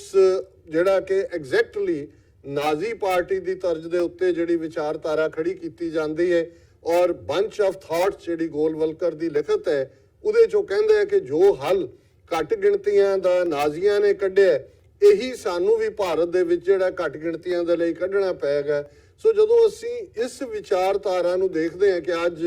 ਲਗਭਗ 90+ ਸਾਲ ਬਾਅਦ ਇਹਨਾਂ ਦੇ ਕੋਲ ਪੋਲੀਟੀਕਲ ਪਾਵਰ ਹੈ, ਹਿੰਦੁਸਤਾਨ ਦੇ ਨਾਂ ਥੱਲੇ ਇਹ ਕਿੱਧਰ ਨੂੰ ਇਸ ਸਬ ਕੰਟੀਨੈਂਟ ਨੂੰ ਲਿਜਾ ਰਹੇ ਨੇ। ਪਰ ਸਿੱਖਾਂ ਨੇ ਇਸ ਸਾਰੇ ਨੂੰ 1950 ਤੋਂ ਹੀ ਫੇਸ ਕੀਤਾ, ਜਦੋਂ ਪੰਜਾਬੀ ਜ਼ਬਾਨ ਨੂੰ ਨਕਾਰਦੇ ਆ, ਗੰਵਾਰੋਂ ਕੀ ਭਾਸ਼ਾ ਔਰ ਡਿਸਕ੍ਰਿਮੀਨੇਸ਼ਨ ਦਾ ਜਿਹੜਾ ਇਹ ਸਾਰਾ ਹਾਲ ਹੈ, ਡੀਹਿਊਮਨਾਈਜੇਸ਼ਨ ਤੋਂ ਬਾਅਦ ਆਰਗੇਨਾਈਜੇਸ਼ਨ ਲੈਵਲ ਦੇ ਉੱਤੇ ਕਿਵੇਂ ਗੁਰਦੁਆਰਾ ਕਮੇਟੀਆਂ ਦੇ ਵਿੱਚ ਇਹਨਾਂ ਦੀ ਇੰਟਰਫੇਰੈਂਸ, ਸ਼੍ਰੋਮਣੀ ਕਮੇਟੀ ਦੇ ਲਈ ਜੇ ਤੁਸੀਂ 50ਵਿਆਂ ਦੇ ਪੀਰੀਅਡ 'ਚ ਦੇਖੋ ਕਿਵੇਂ ਸਿੱਧੇ ਤੌਰ ਤੇ ਗੁਰਦੁਆਰਾ ਇਲੈਕਸ਼ਨਾਂ ਵੀ ਲੜਦੇ ਸਨ, ਔਰ ਕਿਵੇਂ ਫਿਰ ਸਿੱਖਾਂ ਦੇ ਵਿੱਚ ਔਰ ਅਕਾਲੀ ਪਾਰਟੀ ਦੇ ਵਿੱਚ ਪਾਟੋ ਤਾੜ ਕਰਕੇ 1960ਵਿਆਂ ਤੱਕ ਪਹੁੰਚਦੇ ਆ, ਕਿਵੇਂ ਪ੍ਰਕਾਸ਼ ਸਿੰਘ ਬਾਦਲ ਐਂਡ ਕੰਪਨੀ ਬਿਲਕੁਲ RSS ਦੀ ਐਕਸਟੈਂਸ਼ਨ ਬਣ ਜਾਂਦੇ ਨੇ। ਪਿਛਲੀ ਅੱਧੀ ਸਦੀ ਤੋਂ ਤੁਸੀਂ ਇਹਨਾਂ ਦਾ ਵਰਤਾਰਾ ਜਾਂ ਮੁੱਖ ਧਾਰਾ ਅਕਾਲੀ ਪੋਲਿਟਿਕਸ ਦੀ ਦੇਖੋਗੇ ਤਾਂ ਫਿਰ ਇਹ ਨਜ਼ਰ ਆਏਗਾ ਕਿ ਇਹੀ ਨਹੀਂ, ਇੱਕ ਪਾਸੇ RSS ਆਪਣਾ ਸਿਰ ਚੁੱਕ ਕੇ ਅੱਜ ਪੋਲੀਟੀਕਲ ਪਾਵਰ ਗ੍ਰੈਬ ਕਰਨ ਤੱਕ ਪਹੁੰਚੀ ਹੈ, ਪਰ ਸਿੱਖਾਂ ਦੇ ਵਿੱਚ ਇਹਨਾਂ ਨੇ ਮੁਕੰਮਲ ਤੌਰ ਦੇ ਉੱਤੇ ਸਾਡੀ ਲੀਡਰਸ਼ਿਪ, ਪੰਥਕ ਏਜੰਡਾ, ਸਾਡੇ ਪਲੇਟਫਾਰਮ ਜਿਨ੍ਹਾਂ ਦੇ ਵਿੱਚ ਅਕਾਲ ਤਖਤ ਸਾਹਿਬ, ਸ਼੍ਰੋਮਣੀ ਗੁਰਦੁਆਰਾ ਪ੍ਰਬੰਧਕ ਕਮੇਟੀ ਔਰ ਬਾਕੀ ਸਾਰੇ ਅਦਾਰੇ, ਚੀਫ ਖਾਲਸਾ ਦੀਵਾਨ ਤਾਂ ਪਹਿਲਾਂ ਹੀ ਜਿਹੜਾ ਉਹ ਅੰਗਰੇਜ਼ਾਂ ਦੇ ਵੇੜੇ ਤੋਂ ਹੀ ਲੋ ਲਾਈਨ ਕਿਸਮ ਦੀ ਉਹਨਾਂ ਦੀ ਨੀਤੀ ਰਹੀ। ਸੋ ਹੁਣ ਇਸ ਸਾਰੇ ਚੋਂ ਫਿਰ ਗੱਲ ਨਿਕਲਦੀ ਹੈ ਪੋਲਰਾਈਜੇਸ਼ਨ ਦੀ, ਔਰ ਪੋਲਰਾਈਜੇਸ਼ਨ, ਧਰੁਵੀਕਰਨ, ਪ੍ਰੈਪਰੇਸ਼ਨ, ਐਕਸਟਰਮੀਨੇਸ਼ਨ, ਡਿਨਾਇਲ। ਹੁਣ ਇਹ 8 ਸਟੈਪਸ ਜਿਹੜੇ ਨੇ ਉਹਨਾਂ 'ਚ ਅਸੀਂ ਦੇਖਦੇ ਹਾਂ ਵੀ ਕਿਵੇਂ ਇਸ ਸਾਰੇ ਪੀਰੀਅਡ ਦੇ ਵਿੱਚ ਮੀਡੀਆ ਨੂੰ ਇਸਤੇਮਾਲ ਕੀਤਾ ਗਿਆ ਭਾਰਤ ਦੇ ਬਹੁਗਿਣਤੀ ਲੋਕਾਂ ਨੂੰ ਤਿਆਰ ਕਰਨ ਦੇ ਲਈ ਕਿ ਸਿੱਖ ਕਿਵੇਂ ਖਤਰਾ ਨੇ, ਕਿਵੇਂ ਏਕਤਾ ਅਖੰਡਤਾ ਨੂੰ ਖਤਰਾ ਨੇ, ਕਿਵੇਂ ਦੇਸ਼ ਨੂੰ ਤੋੜਨ ਵਾਲੇ ਨੇ। ਔਰ ਉਹੀ ਮੀਡੀਆ ਇੰਦਰਾ ਗਾਂਧੀ ਜਿਹੜੀ ਕਿ ਫਿਰ ਜਿਸ ਨੂੰ ਵਾਜਪਾਈ ਨੇ ਦੁਰਗਾ ਮਾਤਾ ਦੇ ਇਨਕਾਰਨੇਸ਼ਨ ਬਣਾਇਆ ਕਿ ਕਿਵੇਂ ਇਹ ਜਿਹੜੀ ਹੈ ਰੱਖਿਅਕ ਬਣ ਕੇ ਭਾਰਤ ਦੀ ਉਭਰੀ ਹੈ। ਔਰ ਅਸੀਂ ਜੇ 1970ਵਿਆਂ ਦੇ ਅਖੀਰ 'ਚ ਜਿਸ ਨਰਕਤਾਰੀ ਲਹਿਰ ਨੂੰ ਉਹਨਾਂ ਨੇ ਮੁੱਖ ਧਾਰਾ ਸਿੱਖ ਧਰਮ ਨਾਲੋਂ ਵੀ ਉੱਪਰ ਪੇਸ਼ ਕੀਤਾ ਮੀਡੀਆ ਨੇ, ਔਰ ਕਿਵੇਂ ਸੰਤ ਪਿੰਡਾਂ ਵਾਲੇ ਔਰ ਧਰਮ ਯੁੱਧ ਮੋਰਚਾ ਜਿਹੜਾ ਕਿ ਅਨੰਦਪੁਰ ਸਾਹਿਬ ਦੇ ਮਤੇ ਦੀ ਪ੍ਰਾਪਤੀ ਲਈ ਸੀ, ਜਿਸ ਦੇ ਵਿੱਚ ਕੋਈ ਖਾਲਿਸਤਾਨ ਦੀ ਗੱਲ ਨਹੀਂ ਸੀ, ਟਰੂ ਫੈਡਰਲ ਸਟਰਕਚਰ ਦੀ ਗੱਲ ਸੀ, ਉਹਨੂੰ ਕਿਵੇਂ ਵੱਖਵਾਦੀ ਮਤੇ ਦੇ ਤੌਰ ਤੇ ਪੇਸ਼ ਕੀਤਾ ਗਿਆ। ਇਹ ਉਹ ਸਾਰੇ ਉਸ ਗੱਲ ਦਾ ਹਿੱਸਾ ਸੀ ਜਿਹਦੇ ਥੱਲੇ ਕਿ ਲੋਕਾਂ ਨੂੰ ਪ੍ਰਿਪੇਅਰ ਕੀਤਾ ਗਿਆ ਕਿ ਇਹ ਹੱਕਦਾਰ ਨੇ, ਜੋ ਕੁਛ ਇਹ ਕਰ ਰਹੇ ਨੇ ਦੇਸ਼ ਨੂੰ ਤੋੜਨ ਦੇ ਲਈ, ਇਹਨਾਂ ਨੂੰ ਸਜ਼ਾ ਯਾਫਤਾ ਕੀਤਾ ਜਾਣਾ ਬੜਾ ਜ਼ਰੂਰੀ ਹੈ। ਤੇ ਫਿਰ ਜੋ ਐਕਸਟਰਮੀਨੇਸ਼ਨ ਦੀ ਲਾਈਨ ਫਾਈਨਲ ਸਟੇਜ ਦੇ ਉੱਤੇ ਜੂਨ 84 ਦਾ ਪਹਿਲਾ ਹਫਤਾ, ਜਦੋਂ ਕਿ ਕੱਲਾ ਦਰਬਾਰ ਸਾਹਿਬ ਜਾਂ ਸ਼੍ਰੀ ਅਕਾਲ ਤਖਤ ਸਾਹਿਬ ਹੀ ਭਾਰਤੀ ਆਰਮੀ ਗਨ ਸ਼ਾਟਸ, ਉਹਨਾਂ ਦੇ ਵਿਜੰਤਾ ਟੈਂਕਾਂ, ਉਹਨਾਂ ਦੀ ਪੋਇਜ਼ਨਸ ਗੈਸ, ਉਹਨਾਂ ਦੇ ਨੇਵਲ ਡਾਈਵਰਸ, ਉਹਨਾਂ ਦੀ 에ਅਰ ਫੋਰਸ, ਇਸ ਸਾਰੇ ਦੀ ਵਰਤੋਂ ਕਰਨ ਲਈ ਇੱਕ ਥਾਂ ਤੇ ਨਹੀਂ ਹੁੰਦੀ। 37 ਇਤਿਹਾਸਕ ਗੁਰਦੁਆਰਿਆਂ ਤੇ ਧਾਵਾ ਬੋਲਿਆ ਜਾਂਦਾ। ਦਰਬਾਰ ਸਾਹਿਬ ਤੋਂ ਇਲਾਵਾ ਗੁਰਦੁਆਰਾ ਤਰਨਤਾਰਨ ਸਾਹਿਬ, ਗੁਰਦੁਆਰਾ ਦੁੱਖ ਨਿਵਾਰਨ ਸਾਹਿਬ ਪਟਿਆਲਾ, ਗੁਰਦੁਆਰਾ ਮੁਕਤਸਰ ਸਾਹਿਬ ਵੀ ਟੈਂਕ ਲਿਆਂਦੇ ਜਾਂਦੇ ਨੇ। ਹੁਣ ਬਹੁਤ ਸਾਰੇ ਵੇਰਵੇ ਅੱਜ ਇੰਟਰਨੈਟ ਤੇ ਵੀ ਅਵੇਲੇਬਲ ਨੇ ਕਿ ਕਿਸ ਪੈਮਾਨੇ ਦੇ ਉੱਤੇ ਸਿੱਖਾਂ ਦੀ ਨਸਲਕੁਸ਼ੀ ਕੀਤੀ ਗਈ, ਕਿਵੇਂ ਪੰਜਾਬ ਨੂੰ ਬਾਕੀ ਸਾਰੀ ਦੁਨੀਆ ਨਾਲੋਂ ਕੱਟ ਕਰ ਦਿੱਤਾ ਗਿਆ, ਪੈਦਲ ਚੱਲਣ ਤੇ ਵੀ ਪਾਬੰਦੀ ਲਾ ਦਿੱਤੀ ਗਈ। 2 ਲੱਖ ਤੋਂ ਜ਼ਿਆਦਾ ਫੌਜ ਜਿਹੜੀ ਹੈ ਉਹ ਪੰਜਾਬ ਦੇ ਵਿੱਚ ਬਾਰਡਰ ਸੀਲ ਕਰ ਦਿੱਤਾ ਗਿਆ, ਸਾਰੇ ਬਾਹਰਲੇ ਪੱਤਰਕਾਰ ਕੱਢ ਦਿੱਤੇ ਗਏ। ਇਹ ਖੁਸ਼ਕਿਸਮਤੀ ਸੀ ਕਿ ਬ੍ਰਹਮ ਚਲਾਨੀ ਜਿਹੜਾ ਐਸੋਸੀਏਟਡ ਪ੍ਰੈਸ ਦਾ ਕੋਰਸਪੋਂਡੈਂਟ ਲੇਟ ਅਰਾਈਵ ਹੋਇਆ ਅੰਮ੍ਰਿਤਸਰ 'ਚ, ਉਸ ਦੇ ਅਕਾਊਂਟ ਬਾਅਦ 'ਚ ਉਹਨੇ ਸ਼ਿਮਲੇ ਤੋਂ ਜਾ ਕੇ ਭੇਜੇ। ਇਹ ਵੱਖਰੀ ਗੱਲ ਹੈ ਕਿ ਅੱਜ ਉਹੀ ਬ੍ਰਹਮ ਚਲਾਨੀ ਹਿੰਦੂ ਤਵੀਆਂ ਦੇ ਸਭ ਤੋਂ ਵੱਡੇ ਹਿੰਦੂ ਥਿੰਕ ਟੈਂਕ 'ਚ ਬੈਠੇ, ਪਰ ਉਸ ਵੇਲੇ ਉਹਦੇ ਖਿਲਾਫ ਟਾਡਾ ਦੇ ਥੱਲੇ ਕੇਸ ਵੀ ਰਜਿਸਟਰ ਹੋਇਆ। ਪਰ ਉਹ ਰਿਪੋਰਟਿੰਗ ਦੱਸਦੀ ਹੈ ਕਿ ਕਿਵੇਂ ਪੁਆਇੰਟ ਬਲੈਂਕ ਰੇਂਜ ਤੇ ਜਿਹੜਾ ਬਜ਼ੁਰਗ ਮਾਤਾਵਾਂ, ਬਜ਼ੁਰਗ ਪਿਤਾ, ਛੋਟੇ ਛੋਟੇ ਬੱਚੇ, ਔਰ ਕਿਵੇਂ ਅੰਮ੍ਰਿਤਸਰ ਦੀਆਂ ਕੂੜਾ ਢੋਣ ਵਾਲੀਆਂ ਗੱਡੀਆਂ ਦੇ ਵਿੱਚ ਉਹਨਾਂ ਨੂੰ ਢੋਇਆ ਗਿਆ, ਕਿਵੇਂ ਹਜ਼ਾਰਾਂ ਦੀ ਗਿਣਤੀ ਦੇ ਵਿੱਚ ਸਿੱਖ ਜਿਹੜੇ ਨੇ, ਔਰ ਗੁਰੂ ਅਰਜਨ ਸਾਹਿਬ ਦਾ ਸ਼ਹੀਦੀ ਪੁਰਬ, ਕਿਉਂਕਿ ਉਦੋਂ ਬਿਕਰਮੀ ਕੈਲੰਡਰ ਮੁਤਾਬਕ 3 ਜੂਨ 1984 ਨੂੰ ਇਹ ਦਿਨ ਸੀ, ਕਿਵੇਂ ਇਸ ਦਿਨ ਨੂੰ ਚੁਣਿਆ ਗਿਆ। ਔਰ ਜ਼ਾਹਰ ਹੈ ਕਿ ਗੱਲ ਸਿਰਫ ਉਸ ਦਿਨ ਜਾਂ ਉਸ ਹਫ਼ਤੇ ਤੱਕ ਹੀ ਮਹਿਦੂਦ ਨਹੀਂ ਰਹੀ। ਉਸ ਤੋਂ ਬਾਅਦ ਜਿਹੜਾ ਉਹਨਾਂ ਨੇ ਪੰਜਾਬ ਦੇ 12,000 ਤੋਂ ਜ਼ਿਆਦਾ ਪਿੰਡਾਂ ਦੇ ਵਿੱਚ ਪੰਜਾਬ ਦੀ ਸਿੱਖ ਨੌਜਵਾਨੀ ਨੂੰ ਟਾਰਗੇਟ ਕੀਤਾ, ਉਸ ਆਪਰੇਸ਼ਨ ਦਾ ਨਾਮ ਉਹਨਾਂ ਨੇ ਆਪਰੇਸ਼ਨ ਵੁੱਡ ਰੋਜ਼ ਰੱਖਿਆ। ਔਰ ਮੈਂ ਇਹ ਯਾਦ ਦਹਾਨੀ ਕਰਵਾ ਦਿਆਂ ਕਿ ਫੌਜ ਦਾ ਇੱਕ ਫੋਰਟਨਾਈਟਲੀ ਪੰਦਰਵਾੜਾ ਜਿਹੜਾ ਉਹਨਾਂ ਦੀ ਪਬਲੀਕੇਸ਼ਨ ਬਾਤਚੀਤ ਨਾਂ ਦੇ ਉੱਤੇ ਛਪਦੀ ਸੀ। ਔਰ ਜਿਹੜਾ 10 ਜੂਨ 1984 ਨੂੰ ਜਿਹੜਾ ਇਹ ਸਰਕੂਲਰ ਫੌਜੀ ਛਾਉਣੀਆਂ ਦੇ ਵਿੱਚ ਗਿਆ, ਇਸ ਬਾਤਚੀਤ ਫੋਰਟਨਾਈਟਲੀ ਦੇ ਥੱਲੇ ਬਾਅਦ ਪੰਜਾਬ ਹਰਿਆਣਾ ਹਾਈ ਕੋਰਟ 'ਚ ਚੈਲੰਜ ਹੋਇਆ ਔਰ ਉਹਨਾਂ ਨੇ ਵਾਪਸ ਲਿਆ। ਉਹਦੇ ਇਹ ਕੁਝ ਲਫ਼ਜ਼ ਸਨ ਕਿ ਇਹ few people are baptized in the name of religion, they wear a miniature kirpan round their neck and are called ਅੰਮ੍ਰਿਤਧਾਰੀਜ਼, ਕਿ ਕੁਝ ਲੋਕਾਂ ਨੂੰ ਧਰਮ ਦੇ ਨਾਂ ਤੇ ਸਹੁੰ ਖਵਾਈ ਜਾਂਦੀ ਹੈ, ਉਹ ਛੋਟੀ ਕਿਰਪਾਨ ਗਲ ਦੇ ਦੁਆਲੇ ਪਾਉਂਦੇ ਨੇ ਤੇ ਉਹਨਾਂ ਨੂੰ ਅੰਮ੍ਰਿਤਧਾਰੀ ਕਿਹਾ ਜਾਂਦਾ ਹੈ। ਫਿਰ ਐਨ appeal, these Amritdharis, they are very dangerous people. They may appear innocent from outside, but basically they are committed to arson, murder and loot. Any information about the whereabouts of Amritdharis should be brought in the notice of nearby army authorities. It will be a great service to the Indian nation. ਹੁਣ ਇਸ circular ਦੇ ਥੱਲੇ ਫਿਰ ਪੰਜਾਬ ਦੇ 12,000 ਪਿੰਡਾਂ 'ਚ ਜਿਹੜੇ ਜਦੋਂ ਕਦੇ ਸ਼ਾਹ ਮੁਹੰਮਦ ਨੇ ਕਿਹਾ ਸੀ ਕਿ ਕਈ ਕੋਟ ਚੜੇ ਪੂਰਬੀ ਦੱਖਣੀ ਜੀ, ਫਿਰ ਪੂਰਬੀਆਂ ਤੇ ਦੱਖਣੀਆਂ ਦੇ ਲਈ ਇਹ ਸ਼ਨਾਖਤ ਕਰਨੀ ਸੌਖੀ ਸੀ ਕਿ ਉਹਨਾਂ ਨੇ ਪਿੰਡਾਂ 'ਚ ਕਿਹਨੂੰ ਟਾਰਗੇਟ ਕਰਨਾ, ਕਿਵੇਂ ਹਜ਼ਾਰਾਂ ਸਿੱਖ ਨੌਜਵਾਨ ਪੰਜਾਬ ਦੇ ਪਿੰਡਾਂ 'ਚੋਂ ਲੱਭ ਕੇ ਝੂਠੇ ਪੁਲਿਸ ਮੁਕਾਬਲਿਆਂ 'ਚ ਮਾਰੇ ਗਏ। ਕਈ ਸੌ ਗਵਾਂਢੀ ਦੇਸ਼ ਜਿਹੜੇ ਨੇ ਉਦੋਂ ਅਜੇ ਇਹ ਕੰਡਿਆਲੀ ਤਾਰ ਨਹੀਂ ਸੀ ਲੱਗੀ ਹੋਈ, ਆਪਣੀ ਜਾਨ ਬਚਾਉਣ ਦੇ ਲਈ ਗਏ। ਬਾਕੀ ਕਹਾਣੀ ਜੋ ਇਹਨਾਂ ਸਾਰੇ ਦਹਾਕਿਆਂ ਦੇ ਵਿੱਚ ਵਾਪਰੀ ਹੈ, ਅੱਜ ਵੀ ਵਾਪਰ ਰਹੀ ਹੈ, ਉਸ ਤੋਂ ਤੁਸੀਂ ਬਹੁਤ ਸਾਰੇ ਅੱਜ ਇੰਨੀ ਜਾਣਕਾਰੀ ਅਵੇਲੇਬਲ ਹੈ, ਵਾਕਿਫ ਹੋ। ਮੈਂ ਇਹ ਮਹਿਸੂਸ ਕਰਦਾ ਕਿ ਜਦੋਂ ਜਿਹੜੇ ਮੇਨ ਲੈਂਡ ਦੇ ਵਿੱਚ ਕੌਮਾਂ ਸਫ਼ਰ ਕਰਦੀਆਂ ਨੇ ਤੇ ਫਿਰ ਹੋਪ ਡਾਇਸਪੋਰਾ ਕਮਿਊਨਿਟੀਜ਼ ਤੋਂ ਹੁੰਦੀ ਹੈ। ਔਰ ਸਾਡੇ ਸਾਹਮਣੇ ਹੈ ਕਿ ਕਿਵੇਂ ਜਦੋਂ ਅਸੀਂ ਯਹੂਦੀਆਂ ਦੀ ਪਰਸੀਕਿਊਸ਼ਨ ਦੀ ਗੱਲ ਕਰਦੇ ਹਾਂ, ਹਜ਼ਾਰਾਂ ਸਾਲਾਂ ਦੀ, ਉਹਨਾਂ ਦੇ ਅਸੀਂ ਸੈਕੰਡ ਵਰਲਡ ਵਾਰ ਦੇ ਦੌਰਾਨ ਯੂਰਪ ਭਰ 'ਚ ਪਰਸੀਕਿਊਸ਼ਨ ਦੀ ਗੱਲ ਕਰਦੇ ਤੇ ਫਿਰ ਜੂਇਸ਼ ਡਾਇਸਪੋਰਾ ਉਹਨਾਂ ਦੇ ਰੈਸਕਿਊ ਤੇ ਆਇਆ।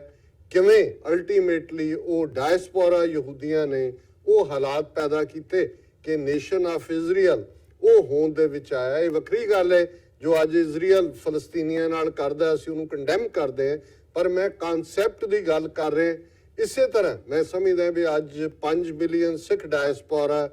ਭਾਰਤ ਦੇ ਨਕਸ਼ੇ ਦੀ ਕੈਦ ਤੋਂ ਬਾਹਰ ਨੇ ਔਰ ਇਹ ਸਾਡੇ ਜ਼ਿੰਮੇ ਕਿ ਅਸੀਂ ਆਪਣੀ ਉਸ ਗੁਰੂਆਂ ਦੀ ਧਰਤੀ ਜਿਸ ਪ੍ਰਥਾਏ 2 ਵੇਲੇ ਅਸੀਂ ਅਰਦਾਸ ਕਰਦੇ ਹਾਂ, ਅਸੀਂ ਜਦੋਂ ਖਾਲਸੇ ਦੀ ਗੱਲ ਕਰਦੇ ਤੇ ਸਾਡੇ ਅਰਦਾਸ ਦੇ ਲਫ਼ਜ਼ ਨੇ ਜਹਾਂ ਜਹਾਂ ਖਾਲਸਾ ਜੀ ਸਾਹਿਬ ਤਹਾਂ ਤਹਾਂ ਰਛਿਆ ਰਿਆਇਤ, ਦੇਗ ਤੇਗ ਫਤਿਹ, ਬਿਰਦ ਕੀ ਪੈਜ,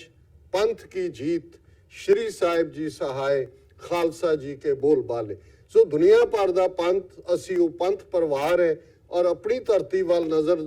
ਲਿਜਾ ਕੇ ਦੇਖੀਏ ਕਿ ਜਿਸ ਹਾਲਾਤ 'ਚੋਂ ਸਾਡੇ ਵੀਰ ਭੈਣਾਂ ਗੁਜ਼ਰੇ ਨੇ ਪਿਛਲੇ 4 ਦਹਾਕਿਆਂ ਤੋਂ, ਅੱਜ ਵੀ ਗੁਜ਼ਰ ਰਹੇ ਨੇ। ਤੁਹਾਡੇ 'ਚੋਂ ਬਹੁਤ ਸਾਰੇ ਜਿਹੜੇ ਤਾਜ਼ਾ ਤੁਸੀਂ ਆਏ ਹੋ ਉੱਥੋਂ ਦੇ ਹਾਲਾਤ ਤੋਂ ਵਾਕਿਫ ਹੋ ਕਿ ਅਸੀਂ ਜੋ ਵੀ ਕਰ ਰਹੇ ਹਾਂ ਉਹ ਕੋਈ ਗੈਰ ਕਾਨੂੰਨੀ ਗੱਲ ਨਹੀਂ ਹੈ। ਆਪਣੇ ਹੱਕਾਂ ਦੀ ਗੱਲ, ਰਾਈਟ ਆਫ ਸੈਲਫ ਡਿਟਰਮੀਨੇਸ਼ਨ ਦੀ ਗੱਲ, ਇਹ ਸਾਡਾ ਮੁੱਢਲਾ ਹੱਕ ਹੈ, UN ਚਾਰਟਰ ਦੇ ਵਿੱਚ ਹੈ, ਇੰਟਰਨੈਸ਼ਨਲ ਲਾਅ ਦੇ ਵਿੱਚ ਹੈ। ਔਰ ਜਿੱਥੇ ਅਸੀਂ ਇਸ ਹਫ਼ਤੇ 35ਵੀਂ ਦੁਖਦ ਯਾਦ ਘੱਲੂਘਾਰੇ ਦੀ ਮਨਾ ਰਹੇ, ਉੱਥੇ ਇੱਕ ਪਾਸੇ ਸਾਡੇ ਸਾਹਮਣੇ ਇਹ ਸੈਲੀਬ੍ਰੇਸ਼ਨ ਵੀ ਹੈ ਜਦੋਂ ਅਸੀਂ 20ਵੀਂ ਸਦੀ ਦੇ ਮਹਾਨ ਸਿੱਖ ਸ਼ਹੀਦ ਸੰਤ ਜਰਨੈਲ ਸਿੰਘ ਜੀ ਖਾਲਸਾ ਪਿੰਡਾਂ ਵਾਲੇ, ਜਨਰਲ ਸੁਬੇਗ ਸਿੰਘ, ਭਾਈ ਅਮਰੀਕ ਸਿੰਘ ਔਰ ਉਹਨਾਂ ਦੇ ਦਰਜਨਾਂ ਉਹਨਾਂ ਬਹਾਦਰ ਸਾਥੀ ਸਿੰਘਾਂ ਸਿੰਘਣੀਆਂ ਵੱਲ ਨਜ਼ਰ ਦੌੜਾਉਂਦੇ ਜਿਨ੍ਹਾਂ ਬਾਰੇ ਦੁਸ਼ਮਣ ਦਾ ਜਰਨੈਲ ਇਹ ਕਹਿਣ ਤੇ ਮਜਬੂਰ ਹੁੰਦਾ ਹੈ giving the adversary his due. They fought to the last breath and bullet. ਕਿ ਅਖੀਰਲੇ ਸਾਹ ਤੇ ਅਖੀਰਲੀ ਗੋਲੀ ਤੱਕ ਉਹ ਜੂਝੇ। ਅਸੀਂ ਉਹਨਾਂ ਬਹਾਦਰ ਸੂਰਮਿਆਂ ਨੂੰ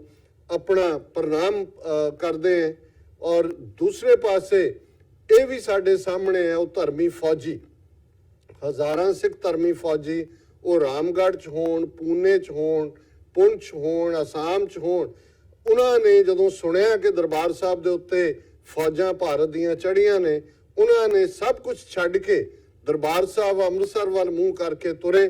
ਹਜ਼ਾਰਾਂ ਜਿਹੜੇ ਨੇ ਉਹਨਾਂ ਦੇ ਵਿੱਚ ਕਿਵੇਂ ਰਾਹ ਦੇ ਵਿੱਚ ਰੋਕੇ ਗਏ, ਸੈਂਕੜਿਆਂ ਦੀਆਂ ਸ਼ਹੀਦੀਆਂ ਹੋਈਆਂ, ਕਿੰਨਿਆਂ ਦੀਆਂ ਨੌਕਰੀਆਂ ਗਈਆਂ। ਸੋ ਅਸੀਂ ਅੱਜ ਉਹਨਾਂ ਧਰਮੀ ਫੌਜੀਆਂ ਨੂੰ ਵੀ ਆਪਣੀ ਯਾਦ ਦੇ ਵਿੱਚ ਲਿਆਈਏ। ਔਰ ਕਨਕਲੂਜਨ ਦੇ ਵਿੱਚ ਮੈਂ ਸਮਝਦਾ ਕਿ ਜਿੱਥੇ ਸਾਡੀ ਅਰਦਾਸ ਬੀਤੇ ਦਾ ਇਤਿਹਾਸ ਸਾਨੂੰ ਯਾਦ ਦਹਾਨੀ ਕਰਵਾਉਣ ਦੇ ਲਈ ਹੈ ਕਿ ਸਿੱਖੀ ਦਾ ਰਸਤਾ ਜਿਸ ਨੂੰ ਗੁਰੂ ਨਾਨਕ ਸਾਹਿਬ ਪਾਤਸ਼ਾਹ ਨੇ ਫਰਮਾਇਆ ਹੈ ਸ਼ਲੋਕ 12 ਤੇ ਵਧੇਕ, ਜੋ ਤੋ ਪ੍ਰੇਮ ਖੇਲਨ ਕਾ ਚਾਓ, ਸਿਰ ਧਰ ਤਲੀ ਗਲੀ ਮੇਰੀ ਆਓ, ਇਤ ਮਾਰਗ ਪੈਰ ਧਰੀਜੈ, ਸਿਰ ਦੀਜੈ ਕਾਣ ਨਾ ਕੀਜੈ। ਇਹ ਪਿਆਰ ਦੀ ਖੇਡ, ਇਹ ਪਿਆਰ ਦੀ ਖੇਡ ਦੇ ਪ੍ਰੇਮ ਦੇ ਪੁਤਲੇ ਜਿਹੜੇ ਗੁਰਸਿੱਖ ਸਿੰਘਾਂ ਸਿੰਘਣੀਆਂ ਨੇ, 1.5 ਲੱਖ ਤੋਂ ਜ਼ਿਆਦਾ ਸ਼ਹੀਦ ਸਿੰਘਾਂ ਸਿੰਘਣੀਆਂ ਨੇ, ਜਿਨ੍ਹਾਂ ਇਹਨਾਂ ਪਿਛਲੇ 4 ਦਹਾਕਿਆਂ ਦੇ ਵਿੱਚ ਆਪਣੀਆਂ ਸਰੀਰਾਂ ਦੇ ਨਜ਼ਰਾਨੇ ਗੁਰੂ ਚਰਨਾਂ 'ਚ ਭੇਟ ਕੀਤੇ ਨੇ। ਜ਼ਾਲਮ ਦੇ ਸਿਰ ਦੇ ਉੱਤੇ ਇਹਨਾਂ ਸਰੀਰ ਠੀਕਰਿਆਂ ਨੂੰ ਭੰਨੇ ਤਾਂ ਕਿ ਕੌਮ ਦਾ ਆਉਣ ਵਾਲਾ ਕੱਲ ਸ਼ਾਨ ਮਤਾ ਹੋਏ, ਮਾਣ ਮਤਾ ਹੋਏ। ਉਹਨਾਂ ਨੂੰ ਵੀ ਆਪਣੀ ਯਾਦ ਦੇ ਵਿੱਚ ਲਿਆਈਏ। ਔਰ ਜਿਵੇਂ ਸੰਤ ਜਰਨੈਲ ਸਿੰਘ ਜੀ ਖਾਲਸਾ ਪਿੰਡਰਾਂ ਵਾਲਿਆਂ ਦੇ ਇਹ ਸ਼ਬਦ ਨੇ, ਖਾਲਸਾ ਜੀ ਸ਼ਹੀਦਾਂ ਦੇ ਖੂਨ ਦਾ ਹੱਕ ਲੈਣੇ, ਤੇ ਸ਼ਹੀਦਾਂ ਦੇ ਖੂਨ ਦਾ ਹੱਕ ਤੁਸੀਂ ਇਨਸਾਫ, ਆਪਣੇ ਘਰ ਦੀ ਪ੍ਰਾਪਤੀ, ਉਹ ਖਿੱਤਾ, ਉਹ ਥਾਂ ਜਿੱਥੇ ਕਿ ਖਾਲਸੇ ਦੀਆਂ ਚੌਂਕੀਆਂ, ਝੰਡੇ ਬੁੰਗੇ ਜੁਗੋ ਜੁਗ ਅਟਲ ਹੋਣ ਤੇ 10 ਨੌਆਂ ਦੀ ਕਿਰਤ ਕਮਾਈ ਕਰਨ ਵਾਲਿਆਂ ਦਾ ਰਾਜ ਭਾਗ ਤੇ ਪੂਰਾ ਕੰਟਰੋਲ ਹੋਏ, ਜਿਹੜੇ ਕਿ ਸਾਡੇ ਐਲਾਨਨਾਮੇ ਦੇ ਮੁੱਢਲੇ ਸ਼ਬਦ ਨੇ। ਇਸ ਦੇ ਲਈ ਆਪਣਾ ਬਣਦਾ ਹਿੱਸਾ ਪਾਈਏ। ਦੁਨੀਆ ਦੇ ਵਿੱਚ ਕੌਮਾਂ ਨੂੰ ਚੈਲੰਜਸ ਹੁੰਦੇ ਨੇ, ਪਰ ਅਲਟੀਮੇਟਲੀ ਹਿਊਮਨ ਵਿਲ ਤੋਂ ਪਾਵਰਫੁਲ ਹਥਿਆਰ ਦੁਨੀਆ ਦੇ ਵਿੱਚ ਕੋਈ ਨਹੀਂ। ਔਰ ਖਾਲਸੇ ਦਾ ਆਪਣਾ ਇਤਿਹਾਸ ਇਸ ਗੱਲ ਦੀ ਗਵਾਹੀ ਦਿੰਦਾ ਹੈ ਕਿ ਜਦੋਂ ਉਸ ਸਾਰੇ ਖਿੱਤੇ 'ਚ ਦੁਸ਼ਮਣ ਨੇ ਢੋਲ ਦੇ ਡਗੇ ਨਾਲ ਐਲਾਨ ਕਰ ਦਿੱਤਾ ਸੀ ਕਿ ਸਿੱਖਾਂ ਦੀ ਸਫ ਵਰੇੜ ਦਿੱਤੀ ਗਈ ਹੈ, ਸਿੱਖਾਂ ਦਾ ਨਾਮੋ ਨਿਸ਼ਾਨ ਮਿਟਾ ਦਿੱਤਾ ਗਿਆ, ਤੇ 2 ਬਾਬਾ ਬੋਤਾ ਸਿੰਘ, ਬਾਬਾ ਗਰਜਾ ਸਿੰਘ ਨੇ ਖਲੋ ਕੇ ਚੈਲੰਜ ਕਰਕੇ ਦੱਸਿਆ ਸੀ ਕਿ ਜਦੋਂ ਤੱਕ ਇੱਕ ਸਿੱਖ ਵੀ ਇਸ ਪਲੈਨਟ ਦੇ ਉੱਤੇ ਹੈ, ਖਾਲਸੇ ਦੀ ਹੋਂਦ, ਸਿੱਖੀ ਰਾਜ ਦੀ ਗੱਲ ਹਮੇਸ਼ਾ ਕਾਇਮ ਹੈ। ਸੋ ਮੈਂ ਸਮਝਦਾ ਵੀ ਅੱਜ ਵੀ ਦੁਸ਼ਮਣ ਦਾ ਇਹ ਜ਼ੋਰ ਲੱਗਾ ਹੋਇਆ ਹੈ ਕਿ ਉਹਨਾਂ ਨੇ ਕਿਵੇਂ ਪੰਜਾਬ ਦੇ ਵਿੱਚ ਉਹਨਾਂ ਦਾ ਬਹੁਤ ਸਾਰਾ ਕੰਟਰੋਲ ਹੈ, ਪਰ ਡਾਇਸਪੋਰਾ ਸਿੱਖਾਂ ਦੇ ਵਿੱਚ ਵੀ ਉਹਨਾਂ ਨੇ ਕਿਵੇਂ ਮਿਸ ਇਨਫੋਰਮੇਸ਼ਨ ਕੈਂਪੇਨ, ਉਹਨਾਂ ਦੇ ਹਾਈ ਕਮਿਸ਼ਨਰ, ਕੌਂਸਲੇਟ, ਐਮਬੈਸੀਆਂ ਕਿਸ ਕਿਸਮ ਦੇ ਮੂਵ ਚਲਾ ਰਹੀਆਂ ਨੇ। ਕਰਤਾਰਪੁਰ ਕੋਰੀਡੋਰ ਦਾ ਧਾਰਮਿਕ ਮੁੱਦਾ ਜਿੱਥੇ ਕਿ 72 ਸਾਲ ਬਾਅਦ ਖਾਲਸੇ ਦੀ ਅਰਦਾਸ ਸੁਣੀ ਗਈ, ਉਹਨੂੰ ਵੀ ਕਿਵੇਂ ਗੰਧਲਾ ਕੀਤਾ ਜਾ ਰਿਹਾ। ਇਹ ਸਾਰੇ ਚੈਲੰਜ ਸਾਡੇ ਸਾਹਮਣੇ ਨੇ। ਔਰ ਬੇਸ਼ੱਕ ਯਹੂਦੀਆਂ ਨੇ 19ਵੀਂ ਸਦੀ ਦੇ ਅਖੀਰ 'ਚ ਇਹ ਸਲੋਗਨ ਦਿੱਤਾ ਸੀ, you will it, you win it. ਪਰ ਸਾਡੇ ਗੁਰੂ ਸਾਹਿਬਾਨ 10ਵੇਂ ਪਾਤਸ਼ਾਹ ਦਾ ਇਹ ਫਰਮਾਨ ਅਸੀਂ ਸ਼ਬਦ ਕੀਰਤਨਾਂ ਦੇ ਰੂਪ 'ਚ ਤਾਂ ਪੜ੍ਹਦੇ ਹਾਂ ਕਿ ਨਿਸ਼ਚੈ ਕਰ ਆਪਣੀ ਜੀਤ ਕਰੋ, ਪਰ ਸਾਡੀ ਵਿਲ ਦੇ ਵਿੱਚ ਬਹੁਤ ਵਾਰ ਜਦੋਂ ਉਦਾਸੀ ਜਾਂ ਕਮਜ਼ੋਰੀ ਜਾਂ ਢਹਿੰਦੀ ਕਲਾ ਹੁੰਦੀ ਹੈ ਤੇ ਮੈਨੂੰ ਇਹ ਮਹਿਸੂਸ ਹੁੰਦਾ ਹੈ ਕਿ ਅਸੀਂ ਇਸ ਗੱਲ ਤੇ ਯਕੀਨ ਹੀ ਨਹੀਂ ਕਰਦੇ ਕਿ ਸਾਡੀ ਵਿਕਟਰੀ ਹੋਣੀ ਹੈ, ਕਿਉਂਕਿ ਸਾਡਾ ਜੇ ਗੁਰੂ ਦੇ ਉੱਤੇ ਯਕੀਨ ਹੈ। ਔਰ 20ਵੀਂ ਸਦੀ ਦੇ ਸਿੱਖ ਫਿਲਾਸਫਰ ਸਰ ਕਪੂਰ ਸਿੰਘ ਅਕਸਰ ਇਹ ਲਫ਼ਜ਼ ਕਹਿੰਦੇ ਸਨ ਕਿ ਅਸੀਂ ਜਿੰਨਾ ਮਰਜ਼ੀ ਡੂੰਘੇ ਖੂਹ 'ਚ ਡਿੱਗੇ ਹੋਈਏ, ਸਾਨੂੰ ਗੁਰੂ ਕਲਗੀਧਰ ਪਾਤਸ਼ਾਹ ਇਸ 'ਚੋਂ ਕੱਢਣਗੇ। ਉਹਨਾਂ ਦਾ ਇਕਰਾਰਨਾਮਾ ਹੈ ਪੰਥ ਦੇ ਨਾਲ, ਪੰਥ ਖਾਲਸਾ ਖੇਤੀ ਮੇਰੀ, ਹਉ ਸੰਭਾਲ ਕਰੋ ਤੇ ਸਕੇਰੀ। ਔਰ ਮੈਂ ਇਹ ਮਹਿਸੂਸ ਕਰਦਾ ਕਿ ਇਹ 35ਵੀਂ ਦੁਖਦ ਯਾਦ ਘੱਲੂਘਾਰੇ ਦੀ, ਜਿਹਦੇ 'ਚ ਦੁਨੀਆ ਭਰ ਜਿੱਥੇ ਜਿੱਥੇ ਕੌਮ ਜੁੜ ਬੈਠੀ ਹੈ, ਤੁਸੀਂ ਨੌਜਵਾਨ ਤੁਹਾਡੇ 'ਚੋਂ ਬਹੁਤ ਸਾਰਿਆਂ ਦੇ ਸਾਹਮਣੇ ਜਿਹੜਾ ਤੁਹਾਡਾ ਆਪਣੇ ਐਕੈਡੈਮਿਕ ਐਕਸਲੈਂਸ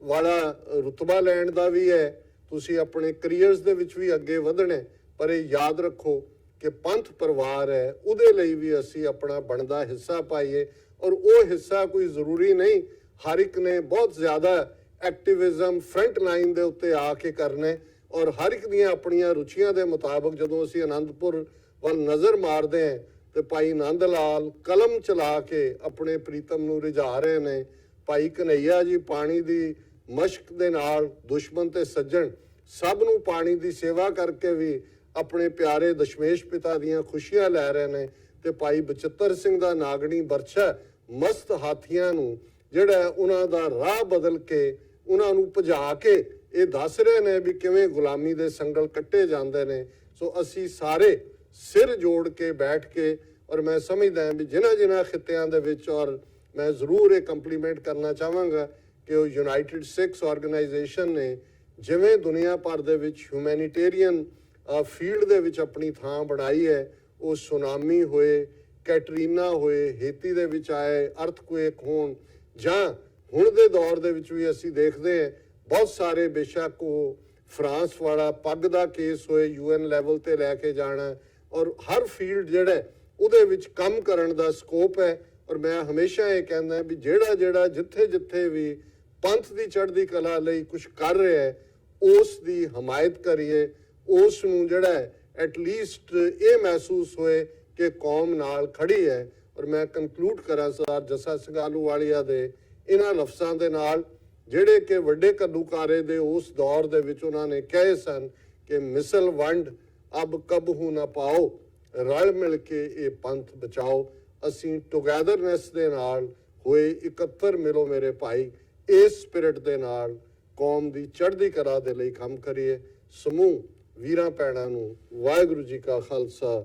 ਵਾਹਿਗੁਰੂ ਜੀ ਕੀ ਫਤਿਹ।